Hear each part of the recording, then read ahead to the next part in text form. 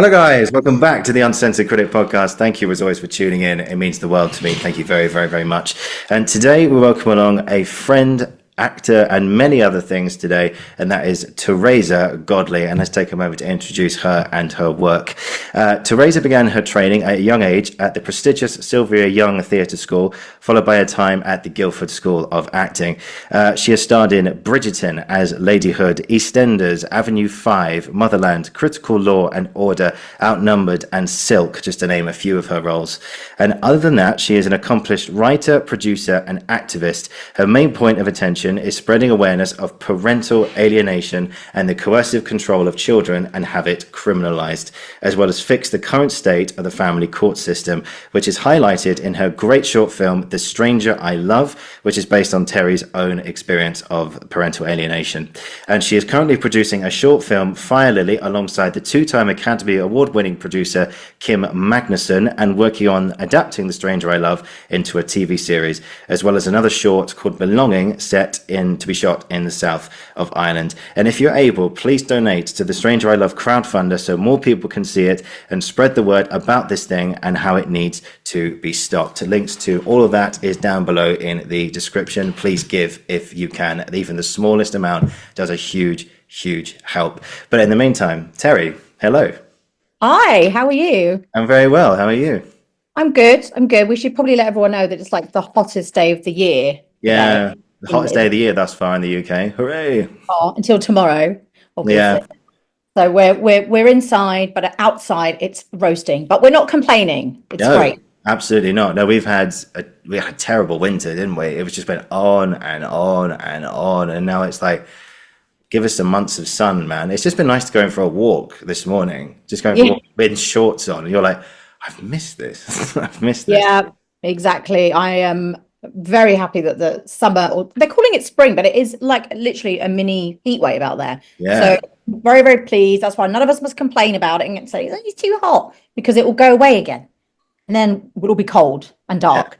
Yeah. So, yes, I'm very happy. I'm in a good mood today. The sun gets everyone in a good mood, I think. So Exactly. Yeah. Get yourselves out there, guys, and get the cold beer going.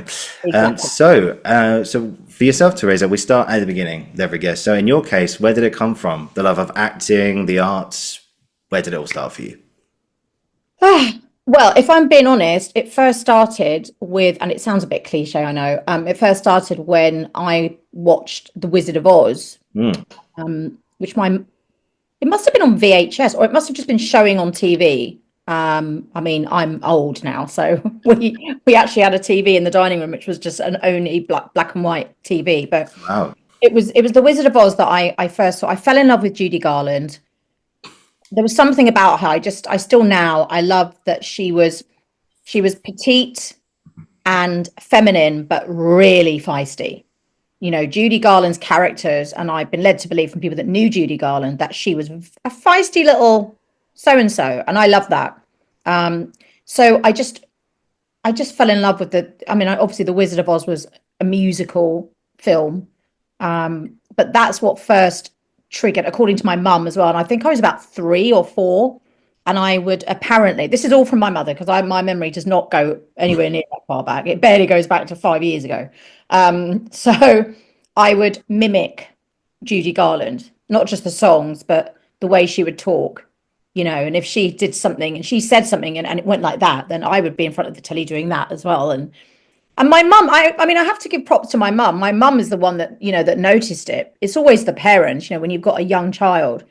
My mum noticed me doing this, and I'm an only child, so there was no one else running around to distract my mum. And props to her, she enrolled me into a local in South London, where I grew up. She enrolled me South London. She enrolled me into a local, you know, stage school, the Gina Dyke Stage School. I think it's still going. I'm not sure. And it was, you know, 2 roads away. It was easy to get to on a Saturday. And I started doing, you know, modern tap and ballet. And we would put on festivals and shows at various venues around the country. And the stage school had about 4 or 5 different branches. So there'd be competitions as well. We'd all compete. And you could dance, you know, on your own and sing on your own, or you could do it as part of a trio or a duet. And then the school would do one large production at the end. So it'd be Snow White or it'd be whatever, right? And I loved that. I really loved that. So I did that for a long time. I think it must have been about 4 or 5 years. Then my mum, someone at the school said to my mum about Sylvia Young. I said, look, it's a great theatre school. It is in London. So it was a bit of a schlep. I mean, not too much of a schlep because it was South London. It was actually a bus. We'd get the 159 bus. And I started doing Saturdays only. And then enrolled into doing more like sort of full-time school, and then found that I actually wanted to do not so much full-time and go back to doing sort of weekends and holiday stuff. Because for me, I think my parents as well were worried, or my dad was definitely worried that I could invest all my time into sort of the creative arts and it might not be the best career plan or education plan. And I'm sort of glad that I did that. I was able to have the best of both worlds. I could get my creative brain satisfied, but also at normal secondary school, I was able to do, the maths and sciences and all the other stuff that is obviously important. Yeah. But not so important as creative. No. That's a whole other argument. So I kind of had both. I had both, and I was able to carry on with Sylvia's, and it was great because they had I think they still have, I don't know, but at the time they had a model agency attached to it called Young'uns. And Sylvia was great, and you could only be in the agency if you were in the stage school. So through the modeling agency, that's how you got put up for acting jobs. So I was already doing little acting jobs and modeling jobs, and ad campaigns from a very, very young age. And the reason why I'm grateful for all that isn't because of all the vast amounts of money I made as a 10-year-old, because I don't think I did. But the reason I'm grateful for those experiences is that I believe that stood me in good stead for being an adult actor and getting very, very used to rejection. I mean, I've just never been one of these actors. Of course, if you don't get a job, you're like, and the bigger the job is, the more you want it, But I have always taken rejection, I think, better than a lot of my peers. I've got lots of very good actor friends, and some of them will still be, they'll still be lamenting the loss of a job they never had 2 months after the audition. I'm like, oh, let it go, please. Yeah. 2 months, that's a long time. Honestly, especially for big jobs, actually, like, I can't believe I didn't get that job. I'm like, oh my God, please move on with your life. Yeah. You really, and I know it's easy to say, do an audition and then go away and forget about it. I know when I did, actually, before I got the role in Bridgerton, I'd auditioned for about 4 roles in that. So Kelly Valentine Hendry was amazing. And my agent at the time said, she obviously wants you to be in this because she keeps getting you to audition. And I auditioned for Bridgerton when it was an unknown. All we knew is that it was an erotic period drama. You could say that again.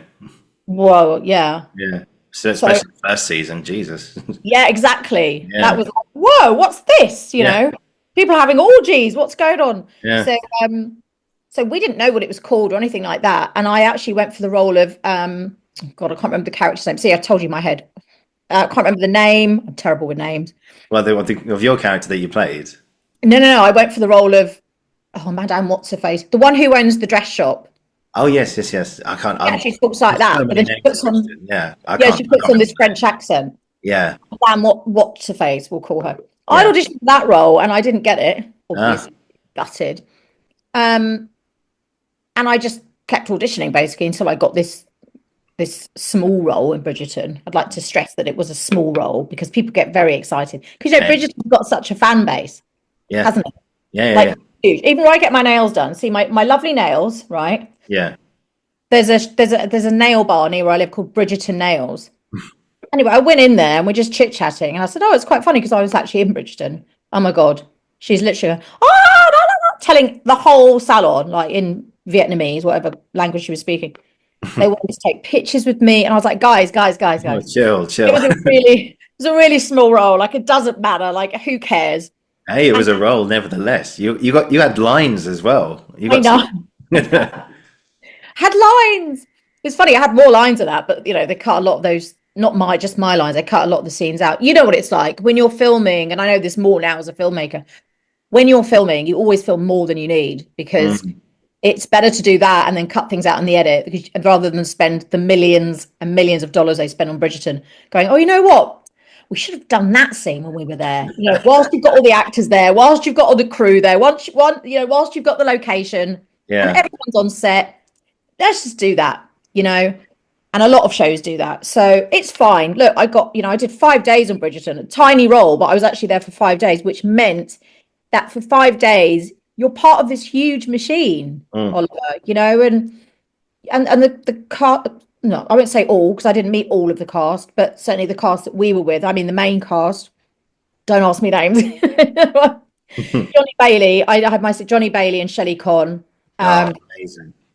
And we had, so we filmed in 2 locations. One of them was in Petworth in Sussex, and we left my home very early, and then we stayed up there for a couple of nights, and it was great. The casting, not so much the crew, but a lot of the cast members, including like the main stars, we were all having dinner together and having a couple of drinks. But exactly, the main stars, who had way more lines than us, were like, yeah, let's get a bottle of wine. And we're all sitting there going, you know, because we're like the newbies, we're like, oh, we'll just have a Diet Coke, you know, because we're filming tomorrow. They're like, oh, it doesn't matter. Yeah, exactly. They're like, chill, guys, it's cool. I know, but they were great, and they weren't getting drunk at all, but they were having a few drinks. Whereas I would have thought, like, if you're main cast in a show like that, you'd be like, no, I'm just sticking to the water because we're filming, and you're getting up early to film, right, to get into makeup and wardrobe. Oh God. So all of us sort of day players, as they call us in the industry, we were like, no, we'll just a Diet Coke, please. And one of my other colleagues who played Lord Cho was like, you know, we could have a drink. I was like, no, it might be an initiation. It might be a test. They might be reporting back to the first AD to see if, like, yeah, those day players, they were having a few drinks last night, you know. I was like, do you think? I was like, yeah, all these conspiracies that were going around, it was hilarious. Yeah. But when you get to spend, it was only 5 days, but it was 5 days I will always have here in my memory box, because everyone was so lovely.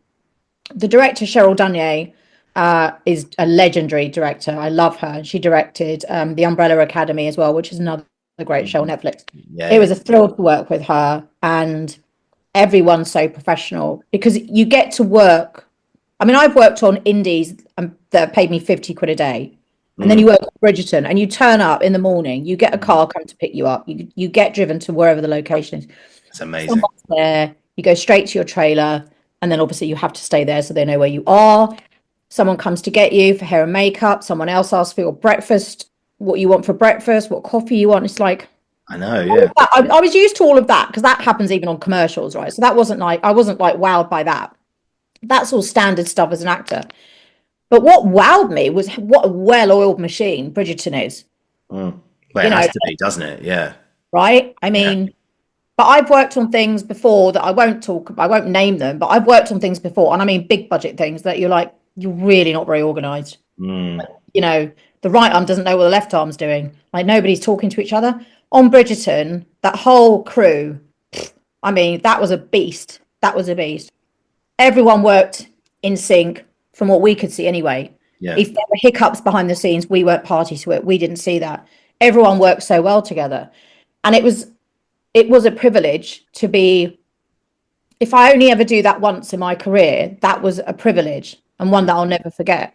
Because it's wow. And you step onto set, even before you've stepped onto set, like the AD will get you, and you're walking to wherever you sort of holding area before you go onto set. And you're filming in, like, we filmed in Petworth Manor, we filmed in another sort of stately home. You've got art curators that come in and give you the speech because, you know, if the temperature gets above a certain temperature in one of the rooms, everyone has to leave because it can damage the real sort of Gainsboroughs and pieces of art they've got in there. Like, wow, you know. It's like they've got riders for each scene, isn't it? It's like the temperature gets above 0.2 degrees of what it should be. It's like, okay, stop. Okay, we've got to get out. Yeah, that's crazy. Yeah.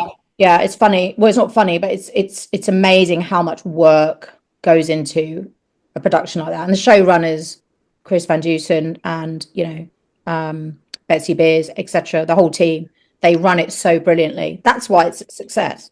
Yeah, and it's a brilliant series as well. It's very good. I think how many books is it? It's like 8 or 9 books. 8 books or something. Yeah. So they've got so many stories left to come. I know. I mean, guys, come on. If you want to bring hood back because she was a bit sassy. She was a bit of a Yeah. gossip bitch. Who knows? You might get a call saying you're featured much more in the next series. So Who knows, Oliver? Who yeah, knows? let's put That it would be out there. lovely. Definitely not Yeah, counting it though. yeah. But any Bridgerton producer listening now, I can do RP. Hello, what a lovely day. Lovely to see you. I thought that was your normal voice. What, is No, it? I don't know. Is it my normal yeah, I voice? did. It's hard. It's hard to stop. It's hard to stop. No, let's not. Just keep talking. Oh, Oh, but mate, I could talk about Bridgerton for ages. It's great, but no, but I get this image of like Jonathan Bailey or something just coming back to your table, you're going, okay, right, have you had a drink? Yeah, I've only had a little wine. It's fine. We've got what's our call time tomorrow? Is it 5 a.m.? Okay, 5 a.m. All right, what's the time now? Okay, right, we could maybe have one more drink here. And then Jonathan Bailey comes back and goes, hey, wants a shot? And you're like, what? Do you want a shot? You're like, oh god. I don't know if he did that. So if you are listening, John, I'm not accusing you of that. But... yeah, no, I never saw him do that. Just for the record, just in case anyone's listening. Oh no, yeah, I made that up. Don't worry. Ultimate professionals. What I can tell people, because people always want to know things that maybe aren't public knowledge, but one thing that was super cute was that the three of the brothers, so Johnny Bailey, so Johnny Bailey, Luke Thompson, Yep, and Luke Newton. That's it. Luke Newton lives in Weybridge. He lives up the road from me. I've never bumped into him. Nice. Yeah. So the three brothers, I've got a picture of it somewhere. I'll try and find it.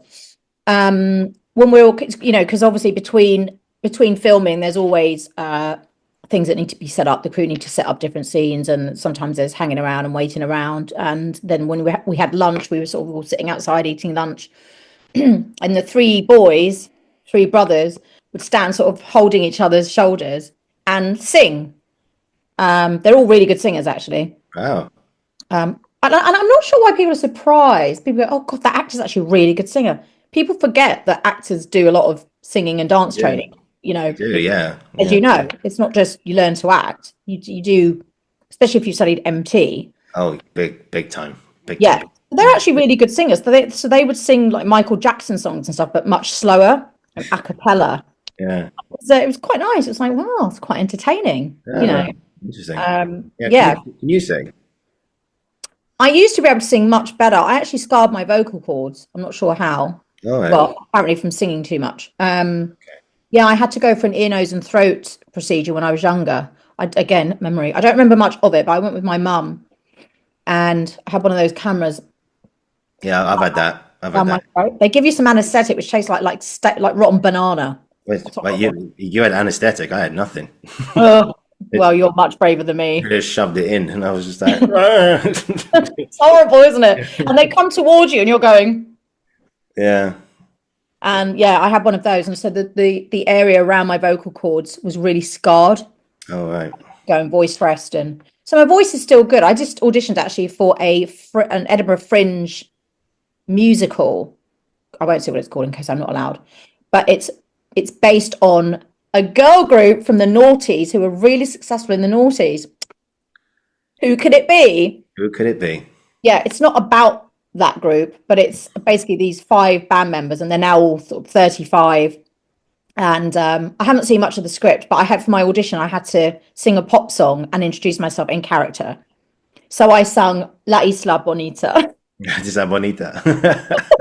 I don't know why. I don't know why I sung that. I have regrets. I think I should have sung something from Britney Spears or whatever. But no, I don't really listen to pop music. Or she's done Sabrina Carpenter. But I thought if it's going to be a song that I know all the words to, like verbatim, it's going to be a song from the 80s because that's my generation. It's great. If you asked me to sing Espresso by Sabrina Carpenter, I could sing the chorus, but I don't know any of the verse. Yeah. Whereas Madonna songs, I know pretty much every Madonna song, word for word for word.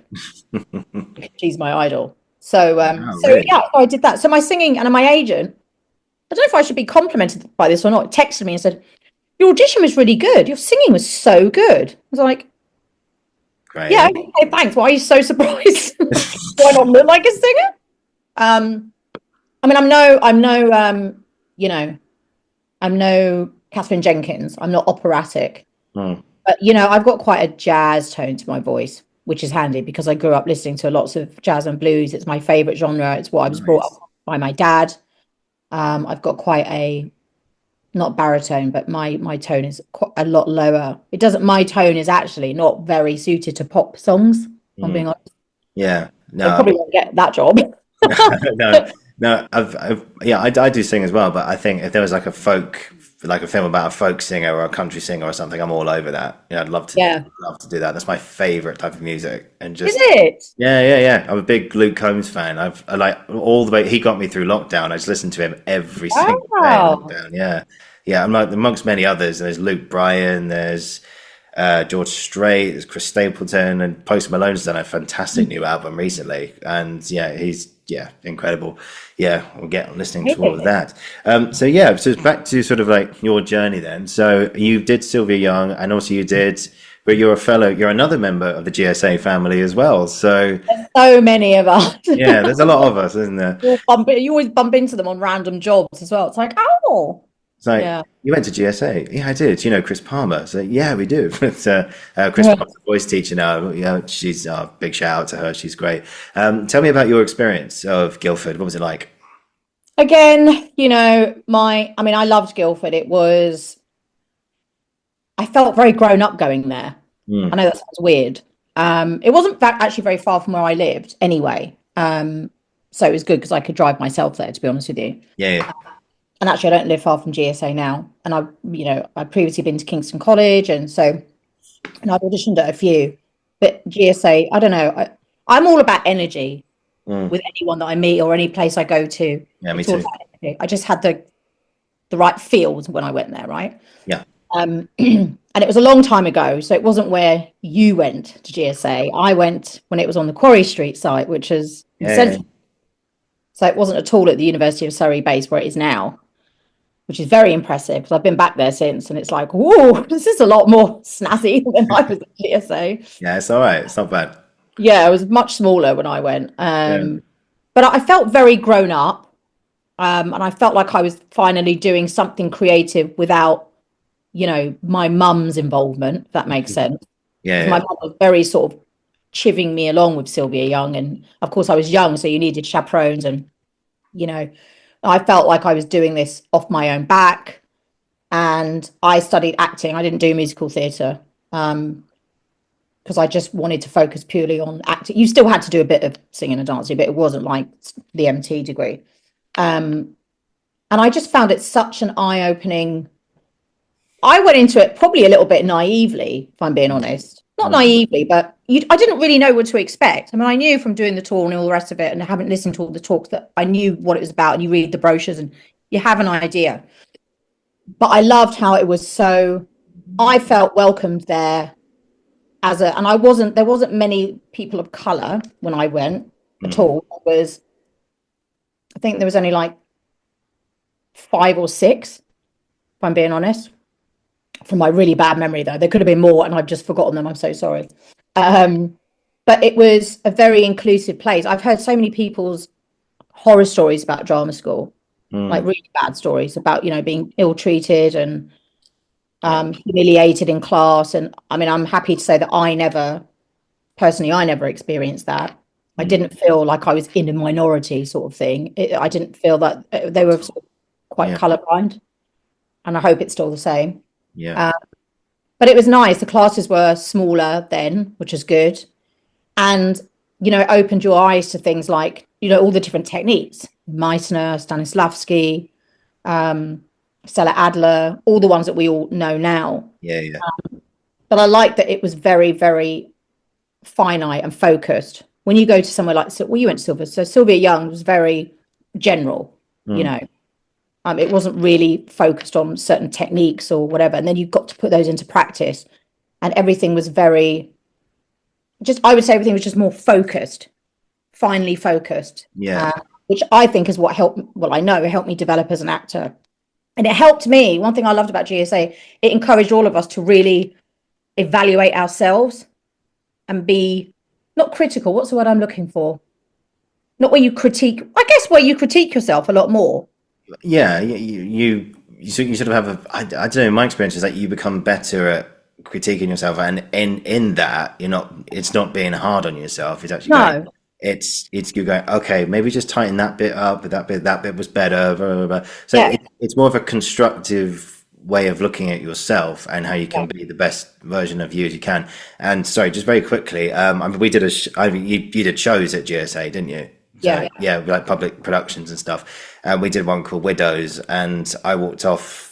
I didn't walk off the stage, but I was sort of left the walk off. I've had enough. I'm going home.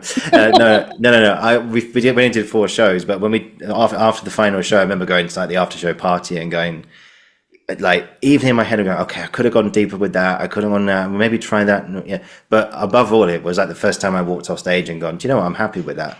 I'm Yeah, happy with what I did there. Then yeah, and you learn that it's not.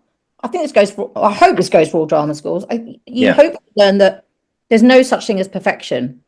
yeah, that was a big one, big one. Yeah. There's no such. Who is it? I read a quote from someone recently, someone famous, and said that if you come off stage Mm. going, "Yeah, nailed that. That was perfect. That was brilliant," chances are the audience were really fucking bored. Yeah, You know, I yeah. don't know who said that. It wasn't me. I thought, yeah, that's it's fine if everything. Oh, how many shows have you been to, even in the West End, where someone fluffs or gets it wrong, or a prop goes awry, or Oh, many times, many, someone many. else someone else forgets their line, and then that's like, it's the show. You see, you see The them show going. must go on. The classic. Is it you? Is it me? Oh God! It's It's like hilarious. in my career, I never touch wood. That's never ever going to happen to me. I'm always going to know my lines. But oh God, Oh, don't tempt fate saying that. no, that's why I touch wood. You see, but That's a word. I've only yeah, got fake. do it again. But It's right on screen. That's why that's why I prefer screen acting. because then you can fuck up and you go, can I do that again? And you're like, yeah, yeah, Yeah. okay, reset, guys. Yeah, they don't like it though. They don't like it. No, no, I bet they don't. I think one of my friends who doesn't work in the industry once asked me, is it a lot of fun when you're filming, when you're on set? I said, I mean, yeah, of course it's fun. You're doing your job that you love, but it's not like everyone's pissing around. Mm, Yeah, but in comedies when they're doing comedies, people must.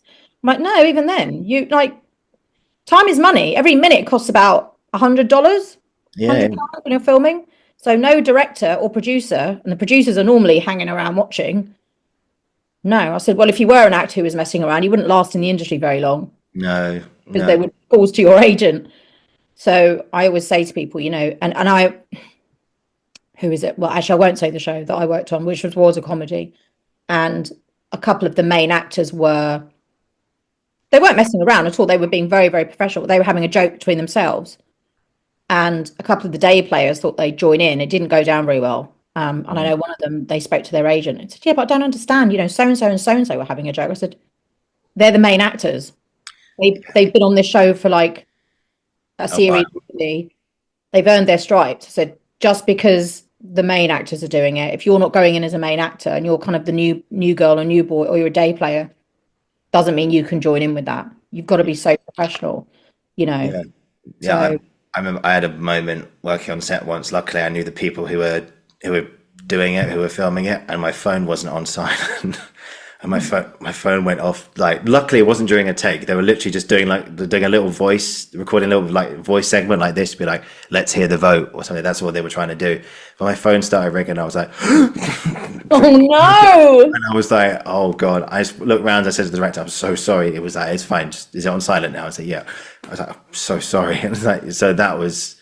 But I mentioned that to someone else, another actor. I said, "Yeah, my phone went off during a take once," and she went, "It's like, I'm surprised you weren't sacked." And I was like, it was like, Oh, I knew the director. it's like, I knew the director was fine, but no, but going forward, it's like phone is on silent, on airplane mode, in a bag, locked away somewhere. Yeah, Oh, God, yeah, that but gives me heebie-jeebies thinking about that. Yeah, yeah, that is. lucky break, thankfully. But yeah, You could lesson have, you learned. could have, you could have styled it out and just gone, whose phone is that? Yeah. No, luckily there's an actor behind me. He just went, "Oh, Ollie, what are you doing?" So no, all right, drinks are on you tonight, mate. And I was like, "I'm so sorry." Yeah, Don't judge me. so Don't ruin I've got to buy the whole crew drinks now. I'll have no money, but Yeah, exactly. Spend all your earnings on buying drinks for everyone. yeah, exactly. The whole time I was there, but yeah, just very quickly. So GSA and stuff. Does the name Peter Roberts ring a bell to you at all?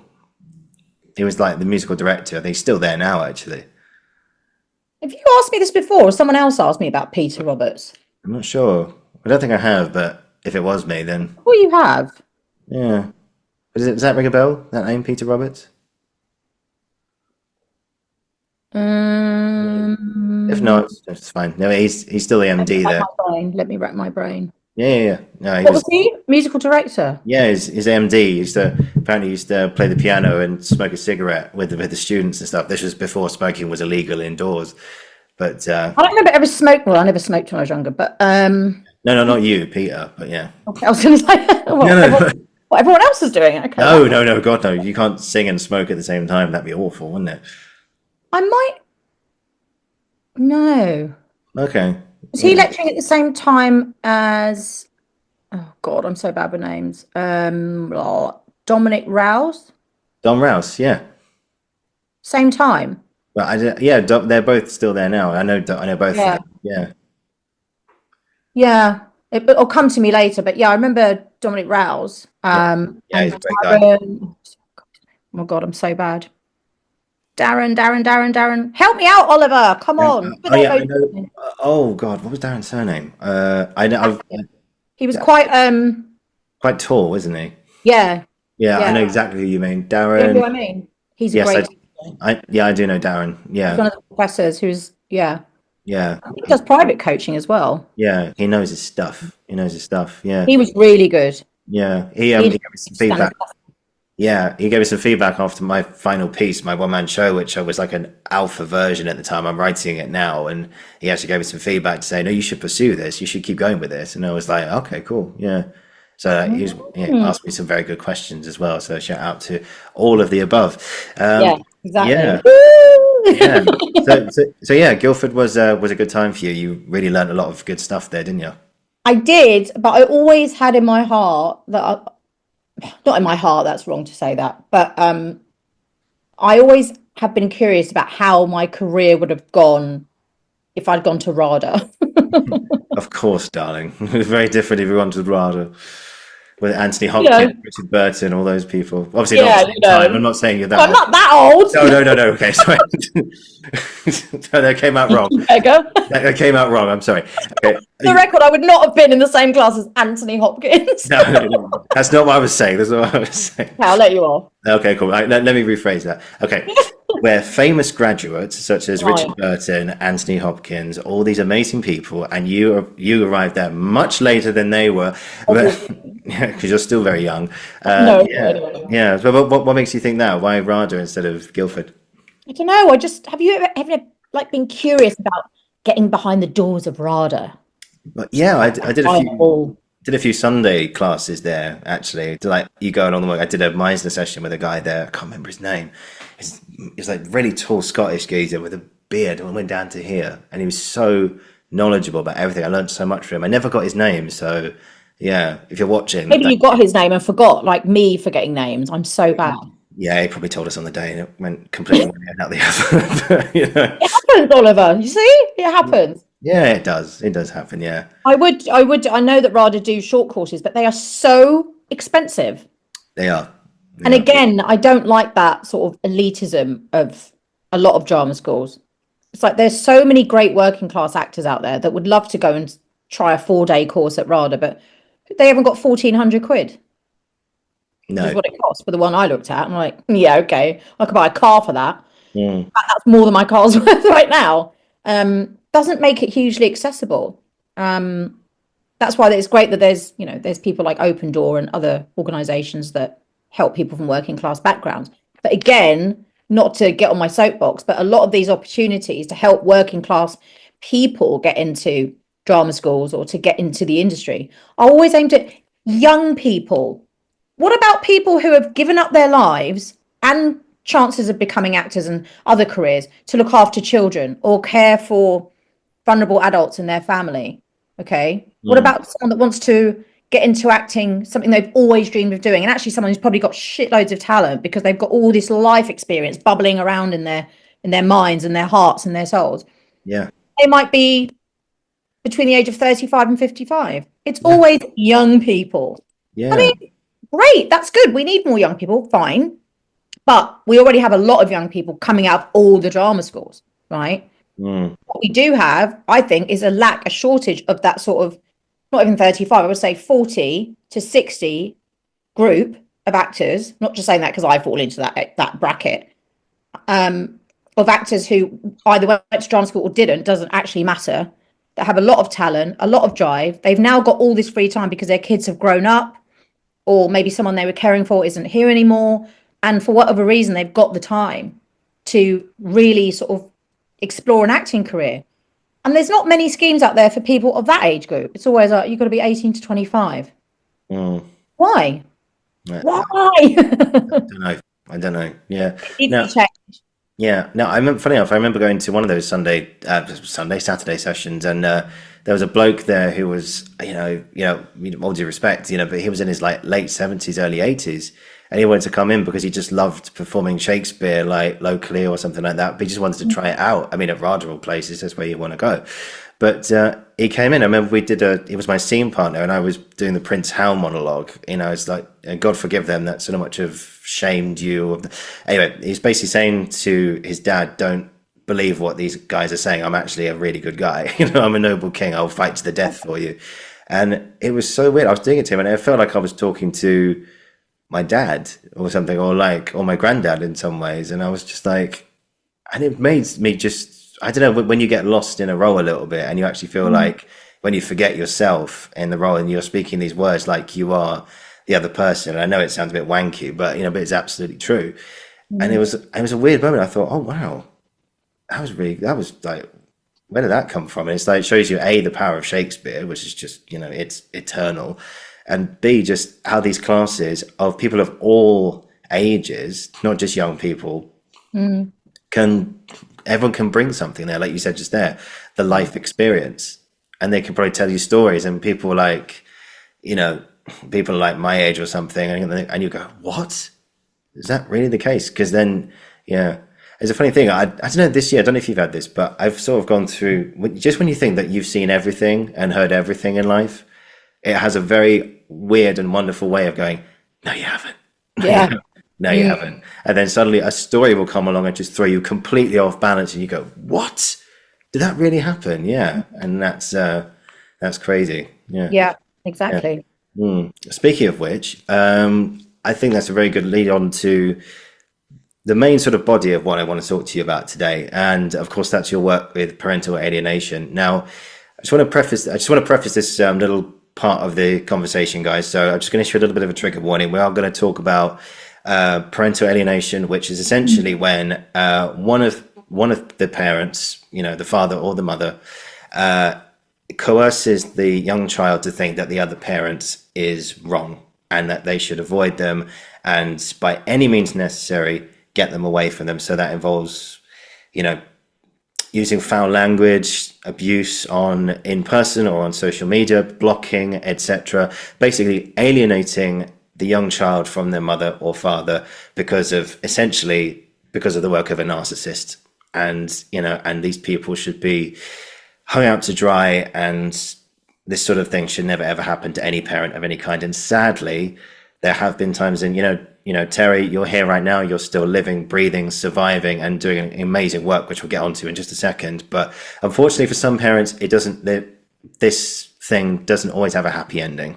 Unfortunately, there have been many cases where the parent has taken their own life because of the fact they can't see their children anymore, and for great lengths of time. And of course, our hearts go out to those people and hope they're well in the next life. So just to warn you guys, we are going to touch on some really heavy stuff now. So stay with us, because it's a really, really important thing that we're going to talk about, and one that needs more awareness and we can bring to an absolute end.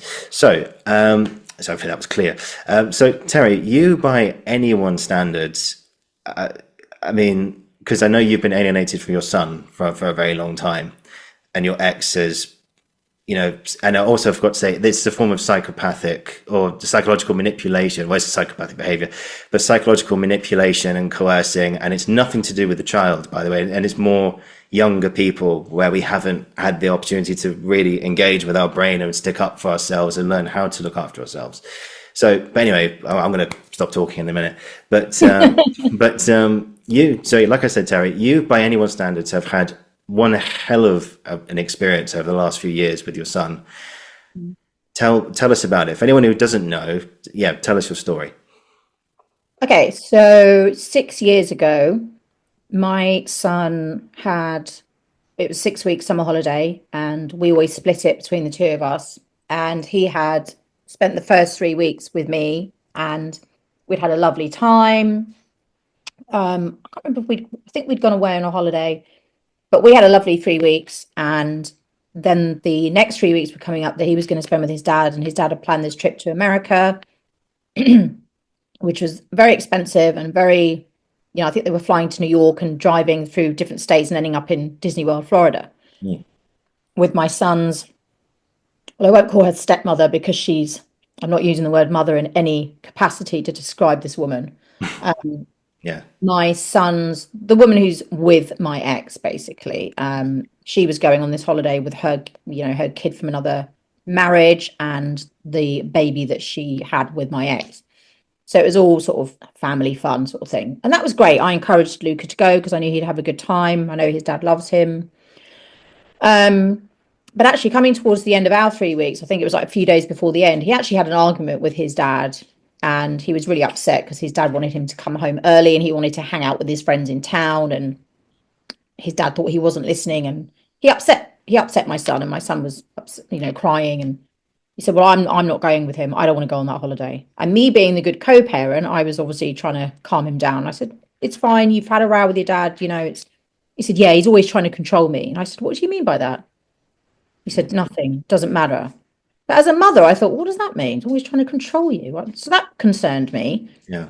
But we had an arrangement in place, which meant that it wasn't up to me. I couldn't just say to my ex, well, he doesn't want to go on holiday, so I'm going to keep him. And my son begged me. He's like, I want to stay with you for the next 3 weeks, mummy. And I had to do, even though I hated it, I had to do this thing where I'm like, it's fine, you and your dad will make up. It will be all good. Don't worry. And even when his dad came to collect him a couple of days later, and I opened the front door of my house, my son was standing there looking at his dad, with that face of like he really didn't want to go with him. And I said to him, it's fine, just you'll have a lovely time. Make sure you ring me while you're away. Keep in touch.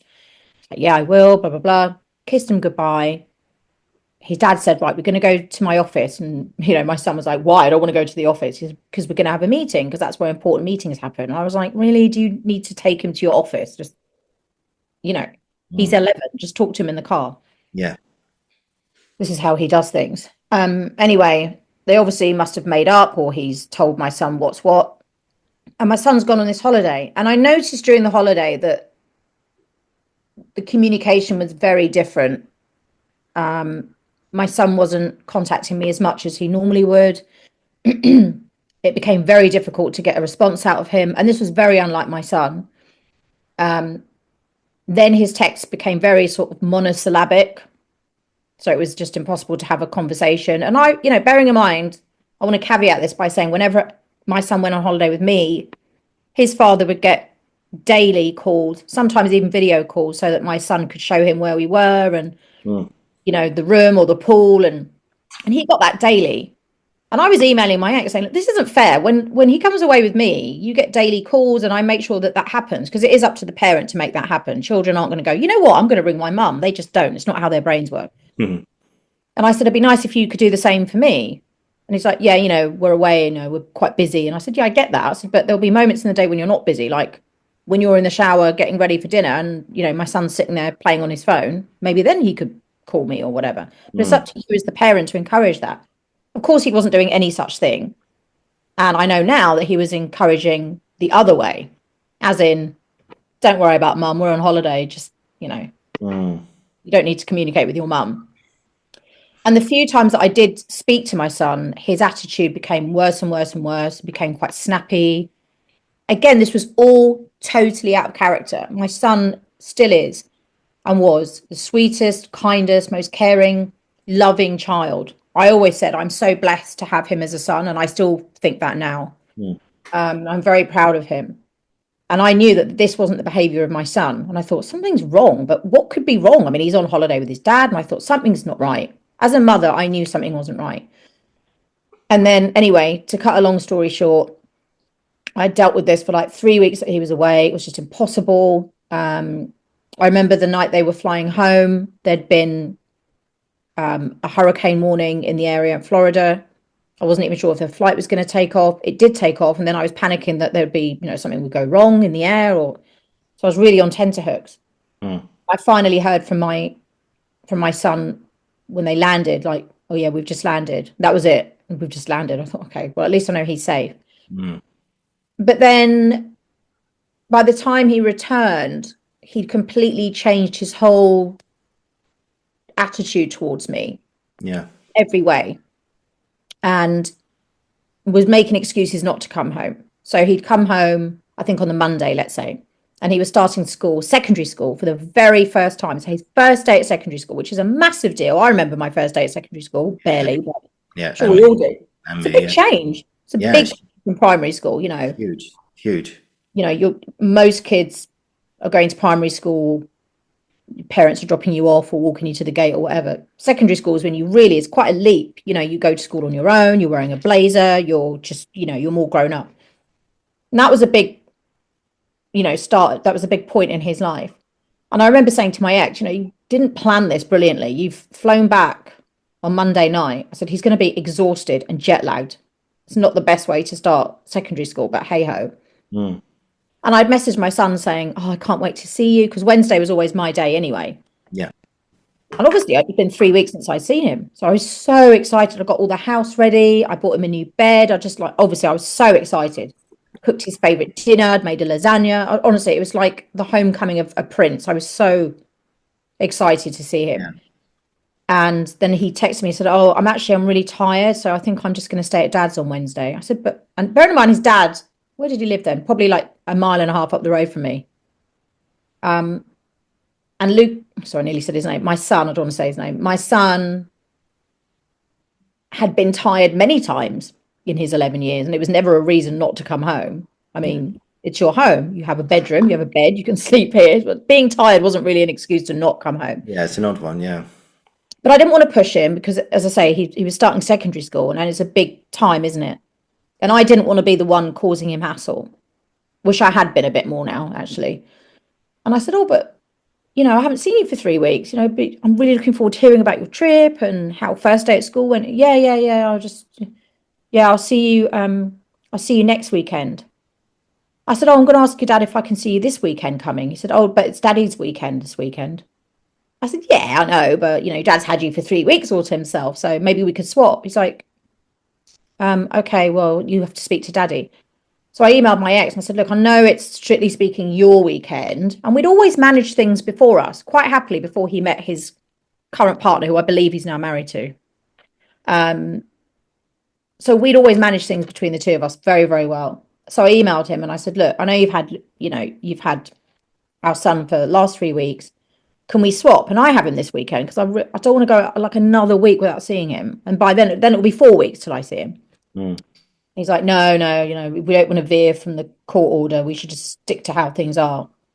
I thought, you know what? If you really wanted to be nice, you could have just let me have my son that weekend. But it was all part of his plan. The longer he got to keep hold of my son, the longer he had to really drip feed the poison into his ear, which I believe he'd been doing for many, many, many years, looking back. So that was the start of it. And long story short, I was just getting messages from my son, I didn't see him. Then it was 4 weeks. Again, all my text messages, all the responses were very monosyllabic. How was school? Great. Oh, are any of your old school friends in class with you? No. Right. This is any parent out there will be like, oh, so. And I think parents of teenagers will be like, yeah, that's how they text. But the difficulty is, if your teenager texts you like that, it's fine if they're living with you because you think, well, I'll just see them later. I wasn't seeing my son. So all I had was text messaging. I would call and he wouldn't answer. So then it was 4 weeks. And then it came to the next Wednesday and I said, can't wait to see you. He's like, I just think I want to stay at dad's for a while. But when I want to see you, daddy can arrange it for when you're not working. And I thought that's a really strange thing to say for when you're not working. I'm a self-employed actress. Obviously now I'm writing and I'm producing, but at the time acting was my full-time thing that I was doing. So the one thing that afforded being self-employed was I had plenty of time for my son. Work never came before my son, you know. I thought that was a really odd thing to say. We can arrange it for when you're not working. So I thought, has he been telling my son that like I always put work before him? Or because the problem is when you become alienated from your child, the longer they are resident with the other parent, the stronger the hold becomes over that child. Yeah. The controlling parent, because you're not around. They've only got one voice in their ear. And that voice can tell them anything. Yeah. Or when you were a baby, your mum was always leaving you with me because she had to go to auditions and things that came out afterwards during court proceedings. Yeah. And it's like at that age as well, you, like I said earlier, you don't know any better. You just think, oh, this person is a parent, therefore they are superior, therefore what they're saying must be the truth. And Must be the truth, yeah. and and now then when you get older, you look back and realize it wasn't. It was Exactly. It was a lie. It was a lie. Exactly. Or you think maybe not everything they said was true, you know. So I thought that was an odd text to send. And then when he said that, I thought, no, I'm not having this. So I was emailing my ex because he blocked me on text a long time ago, which is fine. So I emailed him and I said, look, you know, our son has said X, Y, and Z. What the hell's going on? Because something's going on. And he fobbed me off for a good period of time saying, I think it's just because he's starting secondary school and he's finding his voice. You know, he feels like he's got a voice now because he's starting secondary school. I said, well, with me, he's always had a voice. As soon as he could speak, my son's always had a voice. I've always encouraged him to have a voice and to express it. So I said, I don't believe that's the reason. He said, oh, it's just a phase, you know, secondary school. And, you know, I'm sure he'll want to see you soon. So I let him fob me off with that for a couple more weeks. So now time's ticking on and you're getting up to 7 weeks now. I haven't seen my son. I'm thinking, this is the longest I've ever gone without seeing my son in my whole life and his whole life. And I'm really missing him to the point where I'm crying and I'm like, and then one day I just thought, right, screw this. This is ridiculous. I got in my car. I went to the train station. I knew which train station his train came into. I knew his dad would pick him up. I knew his dad is always late. I found out from one of the other mums what time trains they get because they had to get 2 connecting trains. And I was there when the train came in and I waited in my car and I saw my son and I came out the car and I called his name and he looked at me with a look I've never seen my son look at me with, like he wanted to kill me. And even that look alone was like a knife through my heart. And I ignored it and I smiled and I said, oh, his name. And I said, you know, what's going on? You know, I really miss you. It's like, go away, just F off. I went, what? And again, my son had never sworn. My son had never even raised his voice. He was the best son in the world, literally. That's so well behaved, so respectful. Still is, I'd like to say. And the difficulty is when I describe moments like this, people go, oh, God, that's really rude of your son. I'm like, listen, don't come for my son. Because these kids, all of these kids that are alienated, they're parroting what they've been told and they are expressing dislike or what they would call hatred for that other parent because they've been so brainwashed to believe God knows what. At that point, you have no idea what your ex has told your child. And I said, what do you mean? No, please, don't speak to me like that. Oh, go away. Why are you here? I said, what do you mean, why am I here? I haven't seen you for now 7 weeks and you haven't come home. What's your dad said to you? Nothing. Daddy hasn't said anything. He said, well, you can't come here. It's just harassment. And I was like, it's not harassment. I'm your mother. He's like, well, you're not really. I went, well, I am. I said, what? Honestly, what? It was like, Oliver, the only way I can describe it was someone had body snatched my son like an alien and put some other child in his place. And I was like, yeah, sorry, who the F is this child? Because you're not my child. I don't even know who you are. You look like my child and you sound like my child, but you're not behaving like my child. And I knew something was really, really vehemently wrong. Yeah. Anyway, his dad didn't come. Some woman came in a car. I said, who the bloody hell's that? It's so and so. I can't remember the name. I said, well, who's that? Oh, she's the housekeeper. My ex is very wealthy. He can buy anything he wants pretty much, and had a housekeeper in the big house that he was living in with my son. And I went up to the car and I said, sorry, who are you? She went, who are you? I said, I'm his mother. Again, who the fuck are you? Who the fuck are you? Because my son's getting in your car. And then my son just went, oh, fuck off, I hate you, and slammed the door and drove off. I just stood there, cried. Well, tears filling my eyes. I'm not really a public crier. Tears filling my eyes. We've all been there in life, you know. Tears filling my eyes. I get back in the car because I don't want anyone to see me crying. I just bawled my eyes out. And I kept video diaries from the very beginning. I have my professional Instagram, and I have a more personal Instagram, which I don't use at all anymore, which is just Terry Godley, because, you know, everyone calls me Terry. So my personal Instagram, I have all the highlights on that Instagram page, and I'm going to keep them there because I hope one day I can show my son what I went through, trying to fight for him in court, trying to fight for him going to the train station. You know, one day I went to the station, I was actually stood by the ticket barriers because I was determined, like, you know, you don't give up on your children. Even though your child's saying, F off, I don't want to see you. You're not going to go, oh, all right then. Like, you just don't, you always fight for your kids. And I stood by the ticket barrier, and my ex comes in and he said, what are you doing here? I mean, his tone alone. I said, well, it's a public train station, so I can actually, and actually it's my local station. So yeah, I'm allowed to be here, mate. Yeah, I'm allowed to be here. I don't need to explain to you while I'm here. I said, but actually, as you've asked, I'm here to see my son. Well, he doesn't want to see you. I said, why is that then? Because before he went on holiday, he was absolutely fine.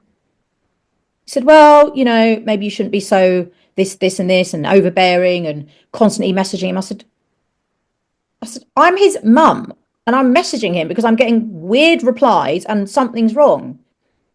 He said, yeah, I told you, just leave it, you know, with me, and, you know, it will be when he's ready to talk. I'm sure he will. I said, I'm not leaving anything with you. You're the reason this is happening. And he was like laughing at me, typical narcissist.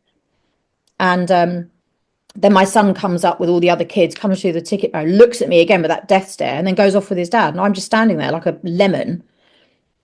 And honestly, the worst thing, Oliver, about it was that at this point, I'd never heard the term parental alienation. I didn't know what was happening. I thought this was just happening to me. And obviously, so many thoughts are going through my head. Like, am I going to see him again? Is he going to hate me forever? What have I done is the big question. Like, what have I... And you're sitting there going, did I... And I'm reading back through all my text messages I sent him when he was in America. Like, did I say something? I'm like, no. I mean, a couple of times, I'll admit, that I'm like, you know, I'd say write his name. I say, come on, you're being ridiculous. Can you just respond to me, please? You know, being a bit more disciplinary. But that's just me being a mum. I don't think that warranted the treatment I was getting. You know, like, the punishment didn't fit the crime. So I was thinking, I don't know what I've done. Like, how can I have upset him when I'm not even on the same continent as him for 3 weeks? It just didn't add up. So I went home and I did what everyone does when they don't know what's going on. They go to the internet. And like, you know, I went to Google and I typed in something. I can't remember what. It was 6 years ago. And I get all these, you know, page of responses, and I go to X, well, then Twitter, and I'm typing it in and I'm seeing all these search results. People are talking about parental alienation. I'm like, what's that? And I typed something about what had happened to me, and I hashtagged it parental alienation just to see what would come up. And loads of people started writing back. So I engaged with them and I said, but it's weird. It doesn't make sense. And someone said, is your son doing this, and this? I said, yeah. And they said, you're being alienated. And this one dad who is like an ex-copper, he said to me, he wrote to me privately, and he said, if you don't make an application to the court, you might never see your son again. For me, I was like, of course I'll see my son again. It's ridiculous. I have an 11-year bond with my son. In his early years as a baby and toddler, I was his primary caretaker. You know, that bond between me and my son can never be broken. What do you mean I'm never going to see my son again? Don't be ridiculous. That was my attitude. He said, trust me, that's what we all think. He said, you need to apply to the court and tell them that your ex is alienating your son. It's like psychological child abuse. Tell them that apply for an emergency hearing and say that you believe your child's being abused. So this is like, for a mother who's waved her son off on holiday a few weeks before, you're like, what's happening? What am I doing with my life now? What's going on? So I did all that, had an emergency hearing quite soon, just me in front of the judge. I explained what was going on. And I said, she said, okay, I'm going to list this for a hearing in however long. Now, the massive problem with family courts, as we all know, is the time that it takes to get a hearing. And then once you get a hearing, it's the time in between each other subsequent hearing. And all that time, the child is firmly entrenched with the controlling parent. You are then known as the non-resident parent. That term needs to be quashed straight away, because it kind of, it gives a sense of, if you're the non-resident parent, you're not as important as the resident parent. It should be equal parenting. Wherever the child is spending most of the time, it doesn't matter. So I get a hearing. We myself and my ex have to go to court, not my son, obviously. Children don't go to court for family proceedings. And we sat in front of this judge who was lovely, in Guildford, of course. And her name was Judge Nightingale, and I will always remember her as being so, I know that she was sympathetic towards me, but I think she felt powerless, or she didn't know how she could help, which is ridiculous. And I remember her asking my ex, well, why doesn't your son want to see his mother? It seems like that, we've done safeguarding checks for Miss Godley, there's no issues. You yourself have said there's no safeguarding issues. And he said, no. And he said, well, then why doesn't he want to see his mother? He said, I don't know. He just doesn't want to see her right now. And there's not a lot I can do about it. I'm not going to force him, because that would be like child abuse. I'm like, I'm sorry. Hot kettle, mate. Yeah, it's like, so if my son at 11 years old, wants to go to a party where there's going to be drinks and drugs, and I make him stay at home, is that child abuse as well? No. Sometimes you have to do things for the good of your child, even if they don't want to do it. And the judge looked at him and she said, Mr. If your son didn't want to go to school, I'm sure you'd find a way to get him there. You need to bring him to, where does he like going? I said, he likes Starbucks. He likes the Frappuccino. She said, right. Is there a Starbucks where you live? I said, yeah. I said, right. You have to take Luke, Lee said his name again. You have to take your son to that Starbucks tomorrow after school and let him speak with his mother for at least an hour, with the view that he goes home with his mother. And he had a forthcoming trip coming up abroad to Italy, my ex. And he told me he was leaving my son with his partner. I said, you're not leaving my son with that woman. She's not his mother. She's not legally responsible for him. If anything would happen to my son, she's not legally responsible for him. I am. He needs to come home. And the judge said, leave him with his mum. You're not to be there. Go off for an hour. Hopefully he will go home with his mother, and actually also stay with his mother when you go to this trip to Italy in a couple of weeks. But the problem is, she asked him to do that. She didn't make it an order of the court. And my friend had come with me that day. And when we came out and I told him what the judge had said, he said, oh, that's good news. I said, it's not, because he won't do it. And right as rain, I woke up the next morning. I had a text from my ex saying, I've asked him if he wants to see you after school. He said no, so I'm not going to make him. So that never happened. So then I had to make another application to court. And I'm a litigant in person, which means, because I didn't have any money for a lawyer, I was doing it all myself. So very quickly, and every other alienated parent who cannot afford legal representation has to somehow start becoming some sort of, amateur legal. I'm Googling, how do I respond to this? How do I write, a summary, or there's all different things you have to write when you go to court. I didn't know how to write any of them. So all this is going on, and I fought in court for 2 years, back and forth. My son was subjected to meeting 2 or 3 different psychologists once each time. You're not going to get anywhere as a psychologist. You can't just have one session with a person and claim to know everything about them or their reasons for wanting to do things. One psychologist even said, a child's brain, the prefrontal cortex of their brain, isn't even developed enough at the age of 11. In boys, it doesn't develop fully until you're about 21, 22. Yeah. That part of the brain governs decision making. It governs that part of you which thinks, if I do this, what are the consequences going to be? I know as an adult, if I'm going to cross that train track, the consequences are, that could become a live rail and I could get electrocuted. You could put a toddler by train tracks. They would have no such thought process. They'll just go walking across the train track. That's Yeah. because the brain's not developed in an 11-year-old. And that was my argument. It's like, if you're telling me that his brain's not developed enough to make decisions, my son's not old enough to vote. He's not old enough to buy alcohol. He's not old enough to buy cigarettes. He's not old enough to drive. But he's old enough to make this huge life-changing decision about whether or not he sees his mum or not. And I thought, this is just ridiculous. Yeah. So I fought for 2 years. It got to the point where the judge actually said, you know, I hope this situation resolves itself. And I was in court going, well, it won't. And it's even written into the court order now. I have equal parental responsibility for my son.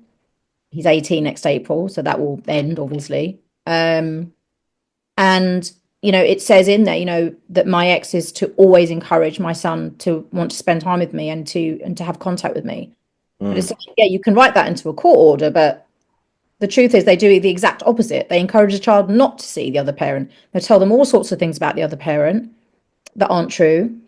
And you're not in a position where you can even defend yourself because you're not there. You're not around. You have no influence in your child's life. I don't even know simple, basic things that all mothers out there will know.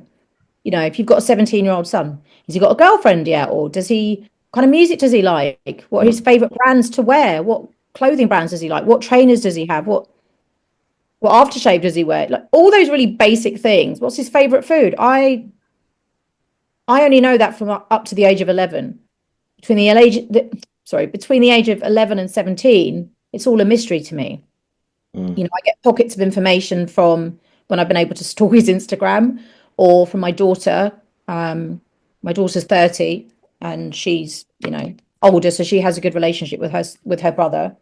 So sometimes she tells me small things, but yeah, it's really difficult. And, you know, I'd like to say, you know, I am one of millions of parents that is alienated from my child. It's not just me, and this goes on in every country of the world. And that's why I made my film, The Stranger I Love, because it began as me wanting to channel my pain and grief into something during lockdown when I was on my own, trying to fight in family court with video links and all sorts of things. Sometimes the video link wouldn't work, and then the hearing gets put back another month or 6 weeks, and you're like, oh my God. And it was lockdown. I sat in a flat on my own. We couldn't go anywhere, couldn't see my friends. And I got to a really low point in my life.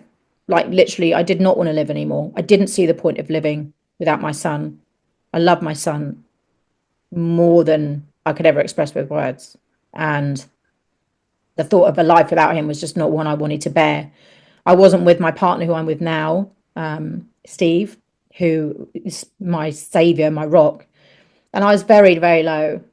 And actually, I'd fully planned to take my own life. And the night that I'd planned to do it, I got a phone call from a friend, an active friend.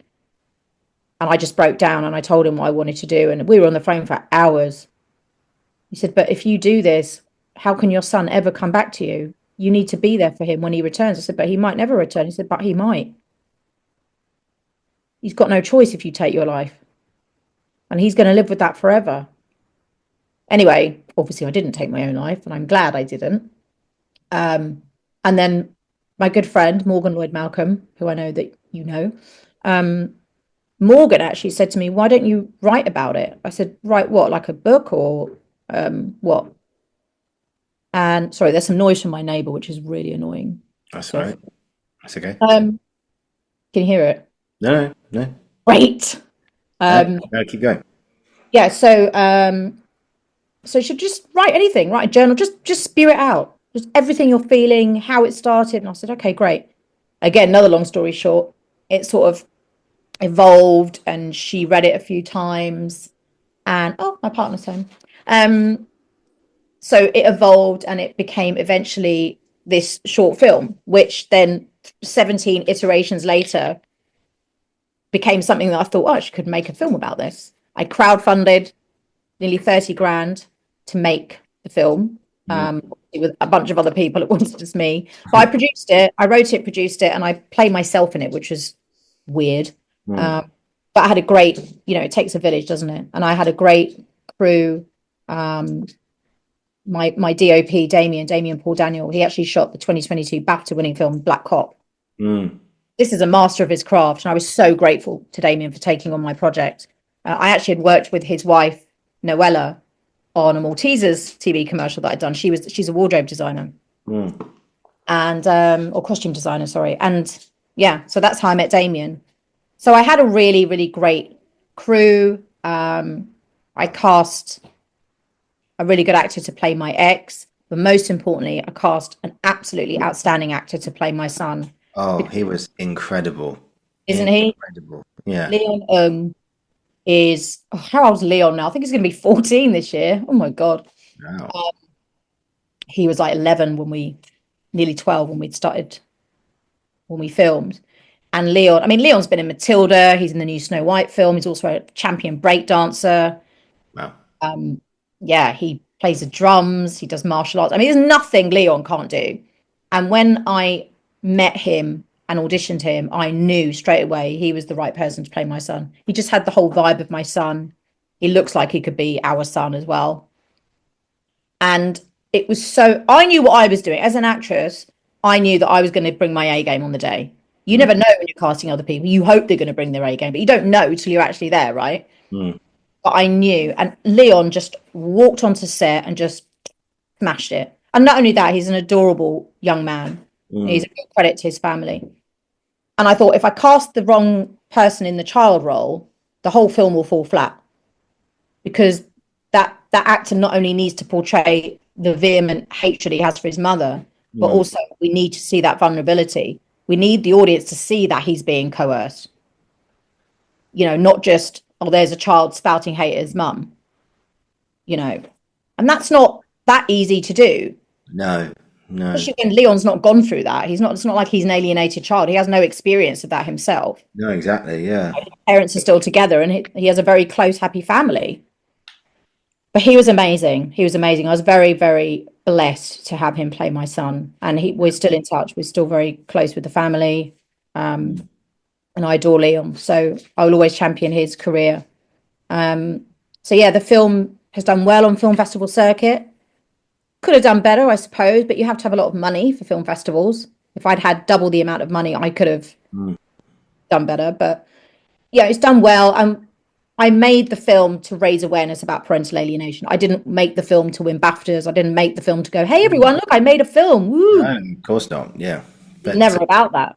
Yeah. And, funny enough, I was lucky enough to be at a screening of it this past Sunday, actually, at Campus West in Winter Garden City. And it's a really powerful film. It's a really, really great piece of work, Terry. And I'm not just saying that because you're here and you're I'm not saying that because you're a friend. Yeah, off camera. But but seriously, no, I'm saying this. It really is a powerful, powerful film. And I hope I can describe. Is it right if I talk about one scene in particular, or do you want me to? Oh, go for it. Yeah. Yeah, there's the scene where you see the alienation begin to happen, in the basketball court, and just the way that it's shot, because you had that lovely sort of drone shot, right, quite high up. The distance between the two of you. You're chasing after him, going, "What's going on? What's going on? Talk to me, talk to me." And he's like, "Go away, go away." And then obviously he walks, and then there's those. They are brilliant shots, but they make you seethe because of the X in the car and that side, and you see him by the steering wheel, sort of a bit like good, yeah, and you were just like, and you're looking at him like, you fucking piece of shit, and everything. But that scene in particular, it was harrowing to watch. Just saying, look, I just want to give you a hug. I haven't seen you for 4 weeks or 7 weeks, whatever it was, and you're just talk to me, and it was but no, it's a really, really powerful film. And then one thing I want to mention at the end, because at the end you actually do something really, really cool, is that you actually you got people to send, I don't know if they sent them to you, but you found people who'd shared their own stories as well of alienation, and you had videos of women and men as well saying, I haven't seen my children for one lady said for 5 years, another man said 3 years, and we mentioned grandparents as well. And there are some grandparents who have never met their grandchildren because their daughters, sons don't want them to see them. And and one thing that really stood out with me, there was one guy, I think he was in America, I couldn't tell where he was, but anyway, this guy And do you remember the segment where they hold up all the signs and it tells you Yeah. how long? And one guy held up a sign saying, I haven't seen my children for 44 years. Yeah. And Yeah. I thought, what the hell? I mean, I thought 5 years, 6 years, 7 years was more than enough. But Yeah. 40, 30, sadly, there is a case, some people haven't seen their kids for 30 to 40 years. Mhm. And that coercion has lasted that long. And you're thinking, oh my God. Yeah. Yeah. Yeah. That's the reality of parental alienation. And the truth also is that even if you are reunited with your child, the person you get back is not the person that you said goodbye to or that was torn from you. It's a completely different. I mean, if you get them back after a year, maybe you've got a chance. But Yeah. when it's years and years and years, it's not the same person. That's what parents have to be, prepared for. That Mm, even if your child says, "Yeah, I'm willing to see you," or some fathers get to see their children after years, but in a contact centre, which is ridiculous because they're not criminals. Just a mm, joke. It's not the same person, and mm. you've lost that connection. Whether you can ever get that connection back or form a new connection is yet to be seen. But for some people, it's just not the hearts and flowers that everyone thinks it is. There are some really great stories, I can't even speak, reunification stories Mm. where people reunite and they are very much, no, they reunite when their child is an adult. But for that to happen, the child has to have that awakening and realization that they've been lied to and coerced for all those years. If the Yeah. child still believes the controlling parent and still thinks the sun shines out of the controlling parent's backside, you haven't got a chance. You're always going to be the lesser parent. You're Yeah. always going to be the parent whose opinion doesn't matter. It'll be all about the controlling parent. And it's just, that's not nice for any parent. I think most parents would just rather not see the child than be in their life in that capacity because it's frustrating. Mm. If you're in your child's life, you want to be there as their mum or as their dad, not Yeah. like some stranger standing on the sidelines who doesn't get a say in anything. Yeah. Exactly. Now, Mm. I'm going to ask you this question now, and I hope you don't mind me asking you this, but because this might be a heavy question. I don't know, but I'm just going to say this now.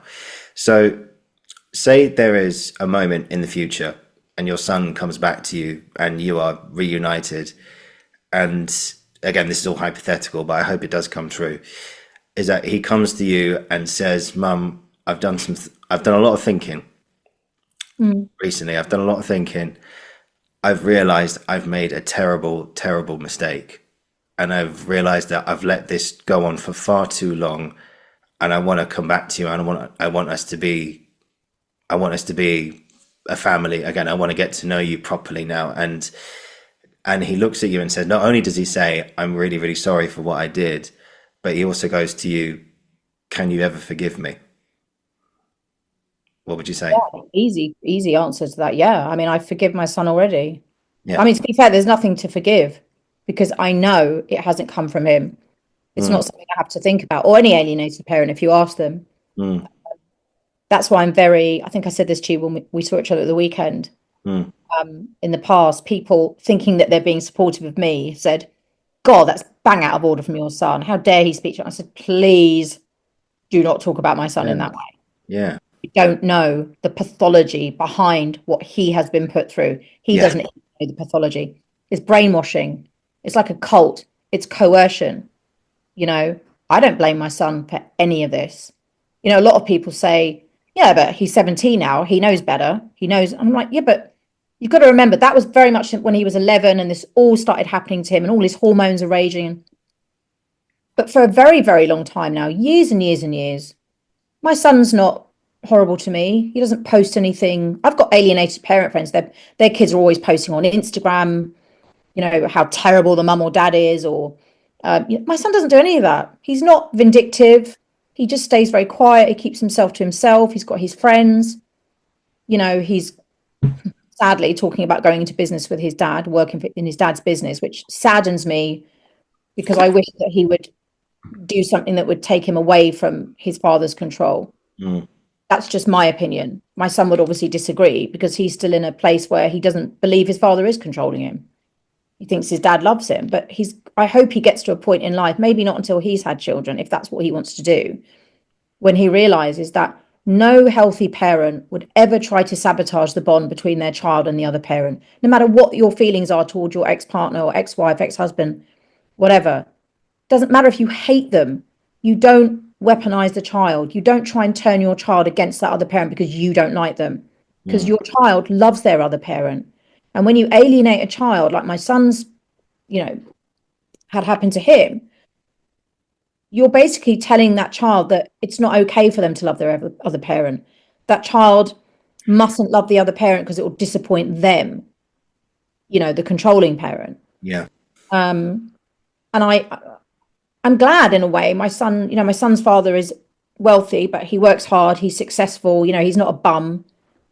He could have a much worse father figure. And I know my ex loves my son, but the way in which he loves him is so unhealthy because he just wants my son to be, his trophy. My son is a reflection of me. Yeah, but he's a reflection of both of us. He's my son too. And I say that in the film. You've seen it. Yeah. He's my son too. He's my child. I carried him. I gave birth to him. Yeah. You didn't do those things. I did those things. And you can't expect me to just forget my son. And you cannot expect a child to just forget their other parent. But that's what these children are being forced to do. And the effects on a child's long-term mental health are absolutely devastating. Yeah. Most alienated children grow up, if they have children themselves, and then become alienated from their own children. Yeah, it's like a cycle of abuse that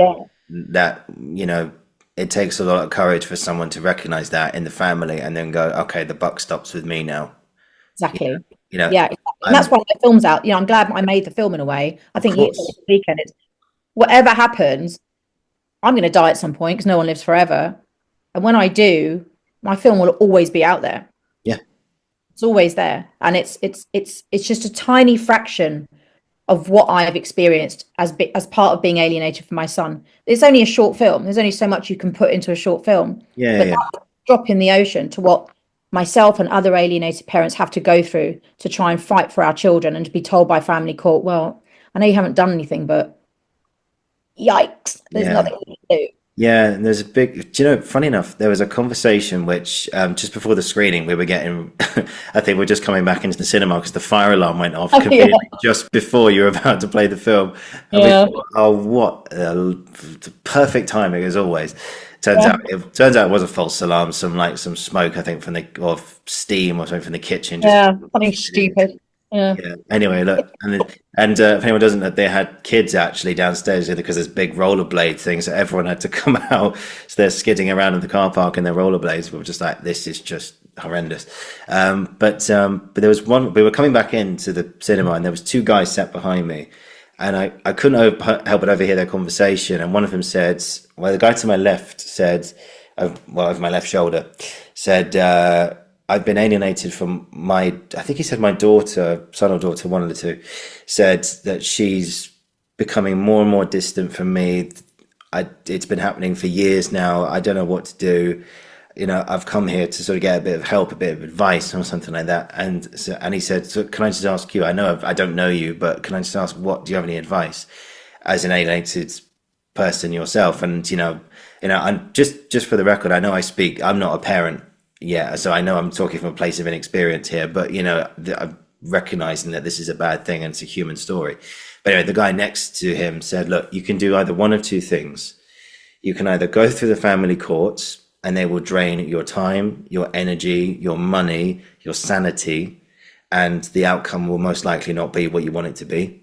Or essentially you can just hang in there and simply just get on with your life and wish them well and stuff. Of course, there's that hope that they will come back. Of course there is, and that things will change.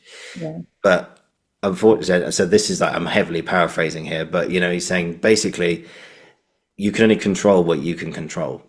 Exactly. And sadly, you can't control other people. And when other people, because you want them to make you happy. And of course, if someone says to you, Terry, you need to do this because therefore it will make me happy, and it's something you don't want to do, it's like, fuck off, I'm not doing that. I'm not doing that.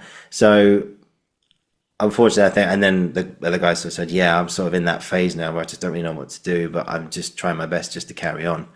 But yeah, But Yeah.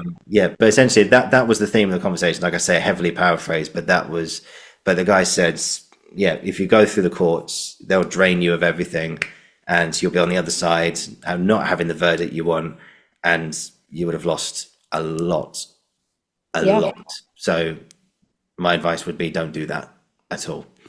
Yeah, it's Yeah. true. Most parents will try because you want to feel like you have fought for your child. My son one day hopefully will know that I did fight very hard for him. But you're coming up against a system which is stacked against you and is just only going to fail you. And the buck stops with the government. It's down to the government to reform family law, family justice, and educate people within the system about parental alienation. There's a lot of controversy about the name parental alienation. I'm not saying I agree with the name. I mean, I never came up with the name, and I'm not sure I agree with the term parental alienation.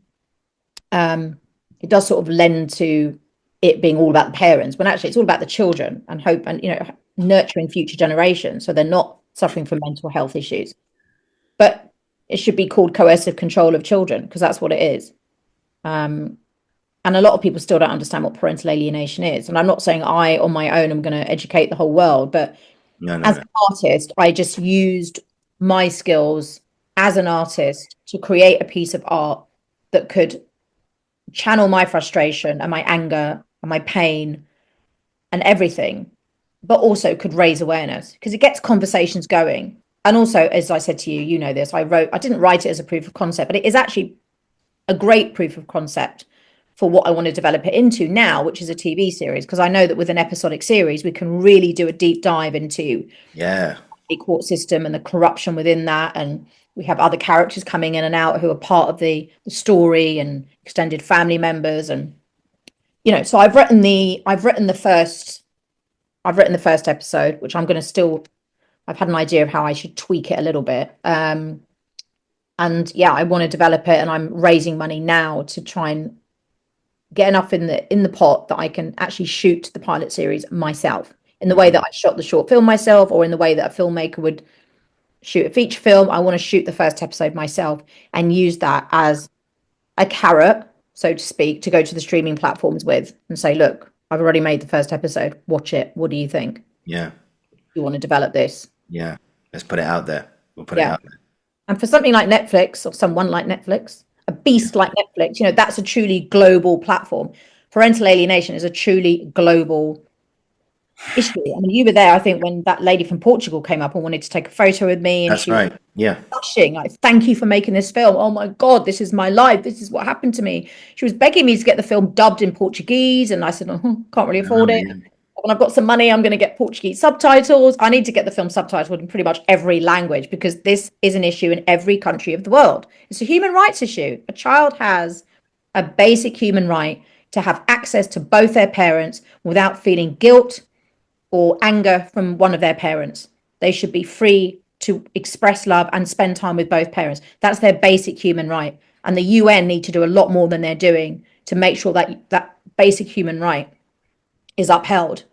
So that it's a long road. It's a long road. I could talk for hours about the politics of it all. I won't, because I'll bore everyone, including myself. But it's anyone who's an artist will understand that that's how we use art is such a great way to express and and raise awareness about things that need a spotlight shining on them, like parental alienation. I mean, no one's talking about it at the moment. Like, it's trendy at the moment for everyone to be talking about trans rights, which, yes, is important.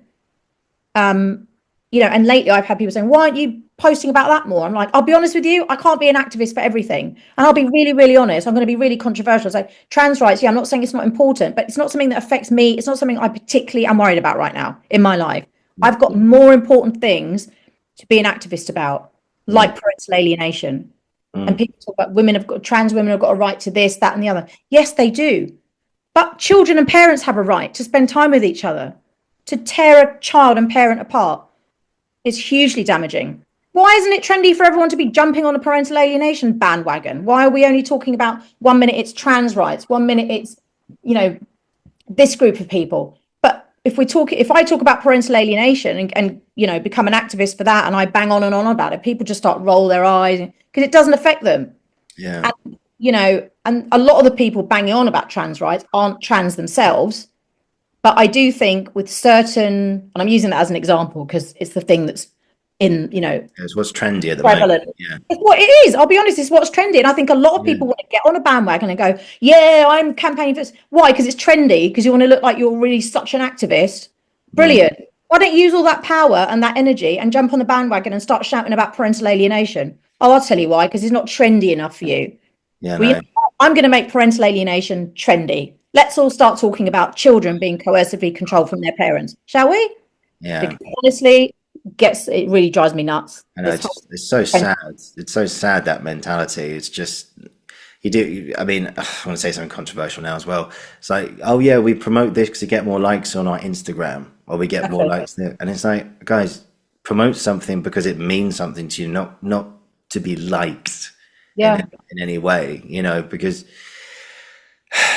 and yeah, anyway, look, we could go on a huge tangent about that. Into trouble. Yeah, we get ourselves very angry. This episode probably taken down, but no. But no, it's good to be controversial. It's freedom of speech and all that. So I always am, Oliver. I get myself into so many like arguments, and well, I'm normally trying to get myself out of arguments, but I'm like the sort of unfortunate victim of I don't know what, but I have a way of, I'm just a very honest person. I probably should have more of a filter, but I'm very passionate about things I believe in, and I do say what I think. I'm worse since I turned 50, because I now think, well, I'm 50. I've earned my stripes. I've been on this earth for 50 years. I've raised 2 children.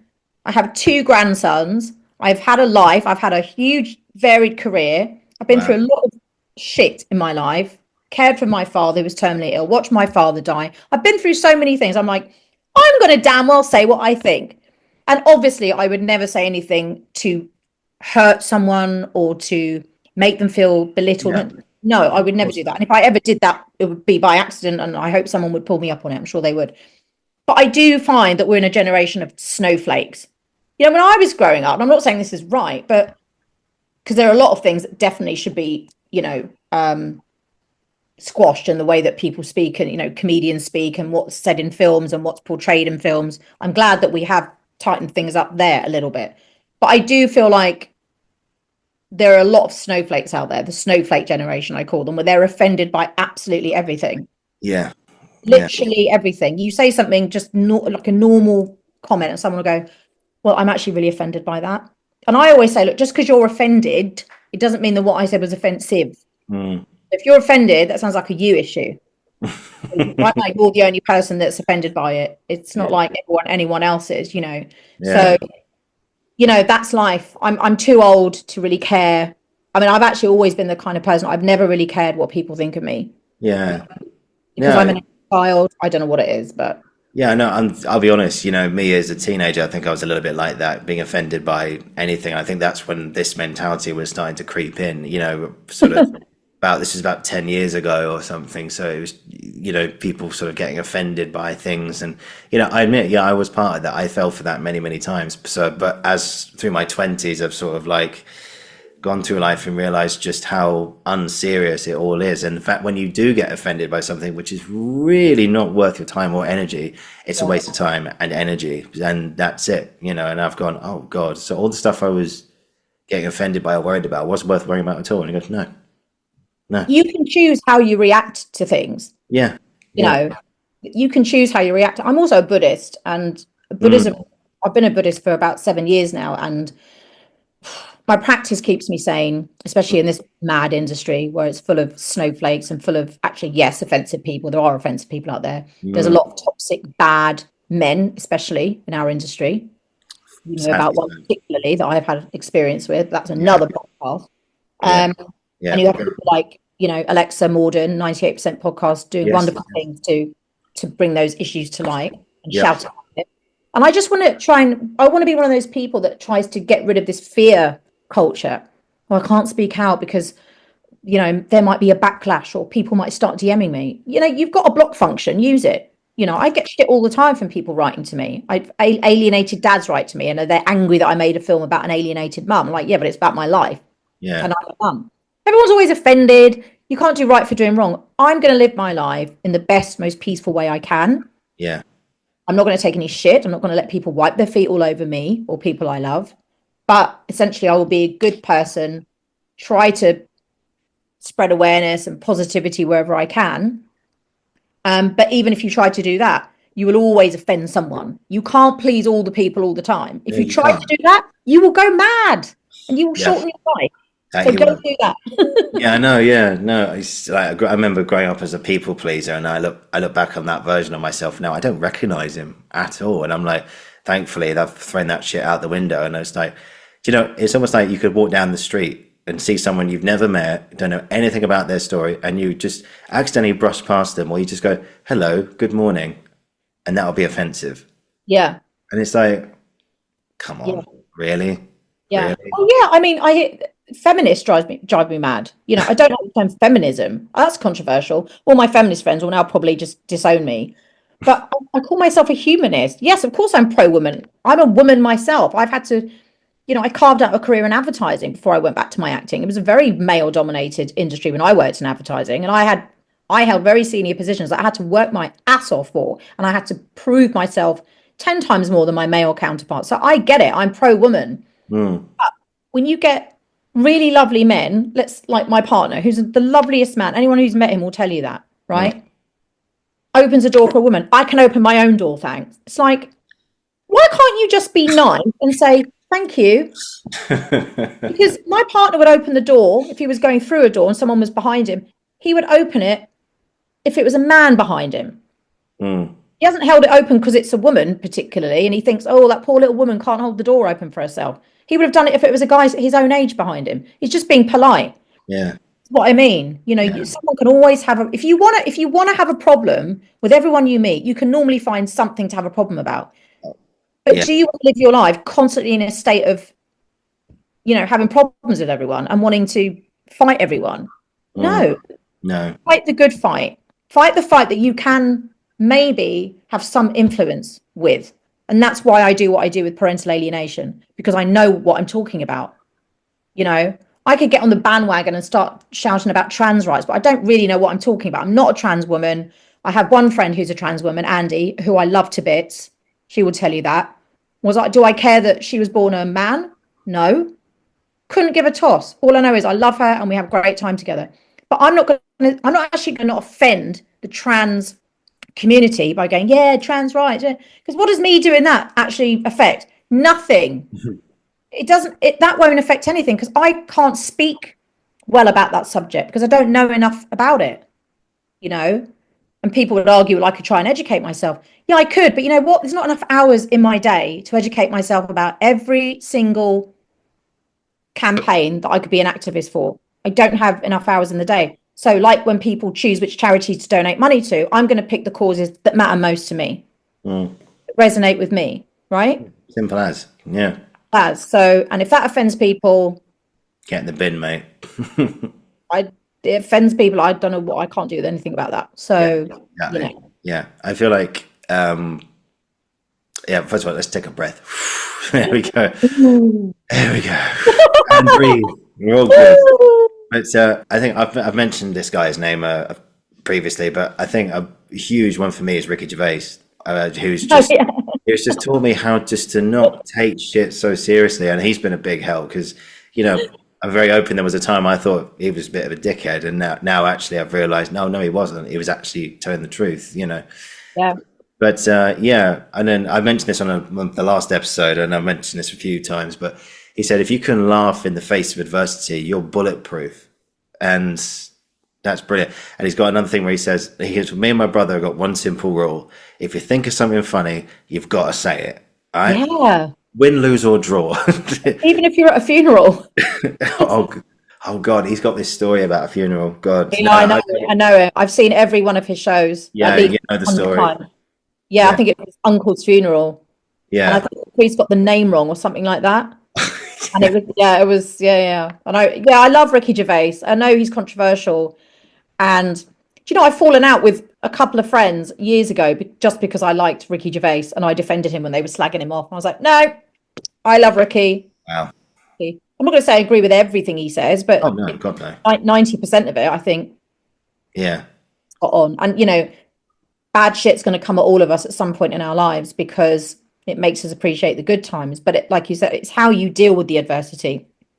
And if you can laugh, I mean, I wouldn't say I've laughed in the face of having my son torn from me, but Oh, what yeah, I have done, you know, what I have done is try to live my best life. I was determined that I wasn't going to sit in a rocking chair until my son comes home, whenever that might ever be, wearing a black veil and just sitting there crying into a handkerchief for the rest of my life. No, you have a choice, people. And I would choose life because it's the only one you've got in this dimension. When you die, I'm a Buddhist, remember, and you pass to the other side and you're into your next life and your next adventure. And you won't be you. I won't be Terry. I may not even be a woman.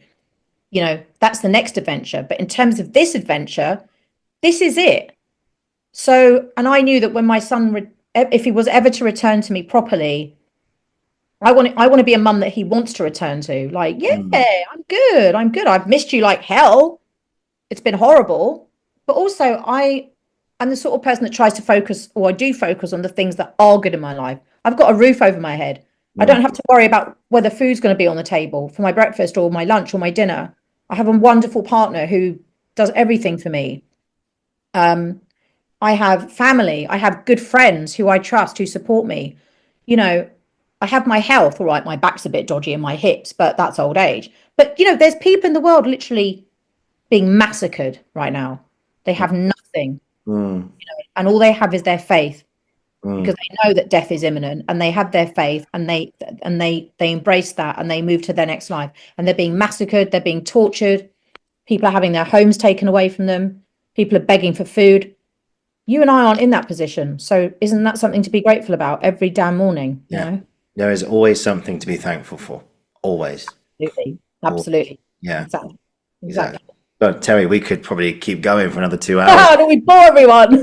No, not at all. Not at all. Let's see. Okay, we've got some time. I've just got a few more. How many questions have I got? I've got 3 left, if that's all right. Okay, So, I'll talk. So the first one, I've literally just thought about this now. Again, it's not steering into politics or nothing, but it's all about the film and everything. Oh, and just very quickly, guys, like I said, the crowdfunder link is below.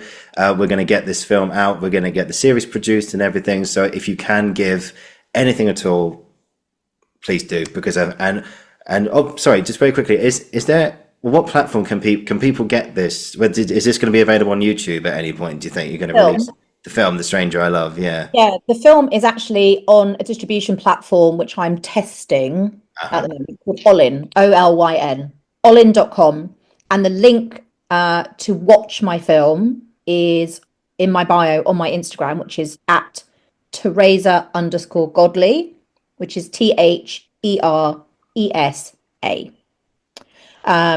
So the link to that is on my Insta bio, and also the film Instagram page, which is TSIL_film. So the links to watch the film are on there. Yeah. I'm doing it as a sort of teaser campaign to see what numbers are like before I go and speak to people like Apple and Amazon and Disney. Cool. The short. So yeah. We look forward to it. Thank you for mentioning that, because I would have forgotten. Yeah, no. So I'll put all that below as well. So Instagram links, etc. Go down below, guys. So go check it out.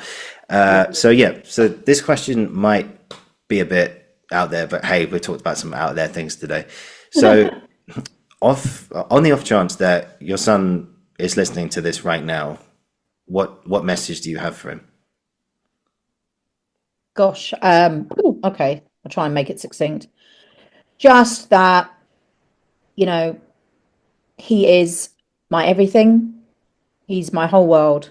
My whole world is contained in that boy. Young man, sorry, he's not a boy. He's 17 now. I want him to know that I'm so proud to be his mum. I'm aware of his achievements. I know that he's done well at school. He's doing well at college. I know that he'll be a success, whatever he chooses to do. I don't have to forgive him for anything. There's nothing to forgive. He's just my son. And I will always be his mum. No one can ever change that. I will always be his mum, and he will always be my son. And my love and devotion to him is until the end of time. And nothing will ever change that. There's nothing he could do that would ever change that, ever. So I just, I love him with all my heart. Yeah, bless you, Terry. Thank you for that. And I sincerely, well, first of all, I'm so sorry that you've had this experience in your life. And for anyone who has gone through this or is going through this right now, again, I come from a place of not being a parent. So this is just my opinion, but I can't imagine what life has thrown at you right now. But just keep going, guys, and stay strong. Keep your head up, and it's all going to be all right. It's going to be okay. And live your life. Yeah. Your life. Yeah. Do you know, very quickly, I was at a funeral in January for a friend of mine who I used to work with, and his partner was there, Mark. And he said, his name was Jeff, who passed, and he said, just before he died, he said, and I know Mark wouldn't mind me sharing this, but he said, look, you can either do one of two things when I go, is that you can either, what you were saying earlier, you can either sit in the corner, go into a dark room and just cry, or you can get up, get yourself out there and live the rest of your life as much as exactly as you should, and remind people of, and I'm adding this next bit, and on top of that, just show people who you are and show how much the world needs you and everything. So, Exactly. Yeah, exactly. And I would always say to anyone who's alienated from their child, there's always someone to talk to. There's so many charities. I'm not a qualified counsellor or psychotherapist or psychologist. No. I wouldn't call myself a parental alienation expert, but I respond to everyone. So if anyone is struggling out there and doesn't really know where to turn, they can always contact me and I will listen. Yeah. Always. Yeah, and we've got some great links from some great people we actually got introduced to on Sunday as well. So, and you've got all their details that you can share. You know who you are if you're listening.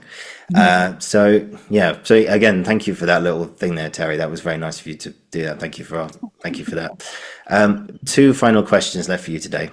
The closing two questions for every guest, which are: number one, what would you say was what would you say was a bit of advice you wish you'd heard at the beginning of your career? Don't do it. Don't do this acting rubbish. Oh God, I hate these questions. I'm so bad at them. Piece of advice. I don't know. I think because I'm an only child, I'm just so good at advising myself. I never had siblings. I had to always figure everything out for myself. Yeah. I don't think I would have given myself any advice, because then I wouldn't be where I am today, if that makes sense. Okay. Yeah. I'm not going to be cliche and go, I would have told myself you are enough, because I always told myself that anyway. I know it sounds bad. I should have some clever remark here, but you don't need to. Don't feel the need. Giving your younger self advice. Yeah. And that changes the trajectory that you're on. And I'm very keen not to ever do that. It's like the Matrix, blue pill, red pill. Even with all the shit that I've been through, even including losing my son the way I have to parental alienation, I still wouldn't change anything because I'm a Buddhist, I'm spiritual. Even the shit I've had to go through, that all of us have to go through, you're on a trajectory somewhere and you need to go through this to get to where you need to be. We don't know what that is yet. I don't know what that is yet. But the universe knows, and I trust the universe. Yeah. I do. And me. Yeah. We can't see our path, but then again, the surprises wouldn't be the surprises, would they? So exactly. Yeah. That's great. Yeah. And finally today, what would you say has been, I'm not sure if, okay, this might be a weird question to finish on actually, but hey, it's the last question for every guest. What would you say was an experience or experiences you've had in your career up to now that you'll never forget? Oliver, these questions. On the spot. Oh God, so many. Bridgerton is one, definitely, to work on. Yeah. Trying to think, that's the biggest production I've ever worked on. Is it? Yeah. For me, sounds tacky. For me, career highlight for me was working with Armando Iannucci, who for me is the godfather of comedy. Death of Stalin is one of my top 3 favorite films ever. I love his comedy satire. Veep, The Thick of It. And I manifested that when I was praying, doing my Buddhist prayers early on into my Buddhism, relatively early on. And someone said, when you're a Buddhist, you can ask for Buddha to show you actual proof of your faith, and you can name something, like be really specific. So I was like, oh, okay, yeah. And I literally said, I want to work with Armando Iannucci. About 2 days later, I got the audition for Avenue 5. And then I got the job. And then I got to work with him and sit next to him with his big book that he was like rewriting the scripts with while we were shooting, and speak with him and spend time with him. And so that was a career highlight for me. And I really want to work with Armando Iannucci again. So make it happen, universe. That was, God, there's so many. Every opportunity I get in my career, if we're talking career wise, I approach it like, wow. I've been doing this a long time, but I'm still in that, like a drama school graduate. Every job I get, I'm like, oh, even if it's a commercial, I'm like, wow, look at the location. Or like, I'm just still like, like when you get A-list actors. Who was it? It was Richard E. Grant when he got nominated for, was it a BAFTA or an Oscar for his film that he did with Melissa McCarthy? Yeah. And he was so cute. He was on his Instagram, like selfies with like Samuel L. Jackson and all these stars. And I found it so endearing that Richard E. Grant, who is an absolute national treasure and one of my favorite actors, he's a good guy. Even he was starstruck by other A-list actors who, in my opinion, aren't as good as him. But I love that. And I thought, God, I hope I never lose that. I never have had any point in my career or any job, whether it's a commercial or a soap opera or a Netflix show, where I've gone, oh yeah, it's another job. I think a lot of actors, especially ones who are lucky enough to be working all the time, can get a bit flippant about it. It's like, I've got another job. I've got to do this film, and then after that, I'm going straight onto a TV show, and I'm going to be knackered. It's like someone will slap you. I will slap people like that. Like, come on, seriously, give me those gigs. Yeah, I'll do them for you if you want. Yeah, exactly. I always say, and my partner hates when I say this, if I could do my job as an actor 360, maybe 364 days a year, day off for my birthday. Of course. I would. And so there isn't just one, there's been so many career highlights, whether it's Bridgerton or working with Armando. Everyone thinks EastEnders is always going to be the highlight, because you know what it's like, is that old adage of, you tell someone you're an actor and they go, oh, have you been in EastEnders? It's like, why is that the pinnacle of everything? Everyone's done EastEnders. Everyone. You haven't been in EastEnders. You're not really an actor. Before EastEnders, it was The Bill. If you haven't been in The Bill, like that, on Extras with Ricky Gervais. Yeah. And the guy goes, have you been in The Bill? And he's like, and he hasn't. And Ricky Gervais' character goes, yeah, I have been in The Bill. And he's like, oh, really? What was your role then? He went, I was in a bus. And he went, in a bus? And he went, yeah, I was sat on the bus. And he went, right. So what was your line? He goes, well, the ticket inspector gave me a ticket. And I said, what did you say? Well, I said, sorry, what was that? He goes, I said, thanks very much. He goes, so you were an extra, you weren't, that wasn't your line. He went, yeah, but I was in, not really. And it's that whole, like, and again, that's one thing I hate about the acting sort of career. Sometimes when I go out, I won't say I'm an actor because of all the questions it leads to. Oh, yeah. In that I would have seen. I'm like, I've literally just met you about 2 minutes ago. Yeah. I have no idea what you watch. So how can I tell you what I've been in that you would watch? It's horrid because people go, yeah, because you say to people like, oh, cool, you've been working recently? No. Do you know what? I'm really honest. You know, I'm really honest. I haven't worked for ages. The last job I did was Doctors, which was last year. Wow. I haven't worked for about a year. I'm auditioning for things, not all the time, not as much as I was. But yeah, that's why I don't really, I think I said to you at the weekend, I don't really call myself an actor anymore. Even on my bio on Insta, it says sometimes an actor. You know, I'm a trained actor. I've worked really hard. I didn't just do my degree and then go, I'm not doing anymore. I'm constant training, constant classes, money spent on headshots, you know, good headshots. My reel, everyone seems to love my reel. Yeah. I've done everything as an actor. I've done everything I can to put those green lights out in the universe. Now I just wait. You know, if casting directors want to call me in, they'll call me in. If they don't, they don't. There's quite a few casting directors who will never get me in the room. Yeah. Yeah, exactly. Andy Pryor, Des Hamilton, Shaheen Baig, Aisha Bywaters. Those 4 casting directors, for some reason, I've never met them. So as far as I'm aware, I've never offended them because I've never met them. They will never call me into the room. I'm very honest about it. I'm never one of these actors who goes, yeah, I mean, I'm up for like a major role in something. I'm like, yeah, no, I haven't worked.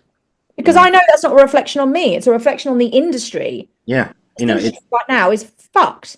It's fucked. Since COVID, it's still recovering. For, you know, we're 5 years on from that, and it's still not great. But you know, it isn't great. And you know what? It's not just money. It's so many things. The toxicity, the bullshit around it, the decisions being made in casting.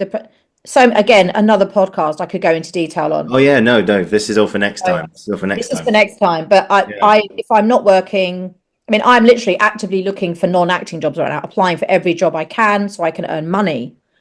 But meanwhile, obviously I'm producing Fire Lily with my team that Phil Dunn has written and will be directing. We're hoping to shoot that this year in Cleveland, Ohio. And I do have a part in that. But obviously I'm the producer, so I didn't really have to work hard to get that role. Your way in. I read up my way in. And the writing, I'm writing 4 scripts at the moment. So Brilliant. I'm keeping myself busy. If the acting happens, it happens. If it doesn't happen, it doesn't happen. I'm not going to waste the rest of whatever time I've got left on this earth fretting about it. Yeah. And if someone doesn't want to cast me, then it's their loss. Yeah, it's their loss. Brilliant. Terry, we could talk for another 2 hours. I love it. It's not, because I need to go and eat. Yeah, me too. I've got to get to my non-acting job now. But oh, bless you. Thank you, Oliver. No, it's all right. Terry, this has been absolutely incredible. We are definitely going to do another one with so many more things to go into. And, you know, we'll talk about the industry where it is now, but we'll save all that for next time. But thank you so much for today, for sharing your story again. I know it's we've gone very deep today and everything. So thank you for being so open and honest with me, and for sharing not only your film, your story, but also this awareness of parental alienation and how.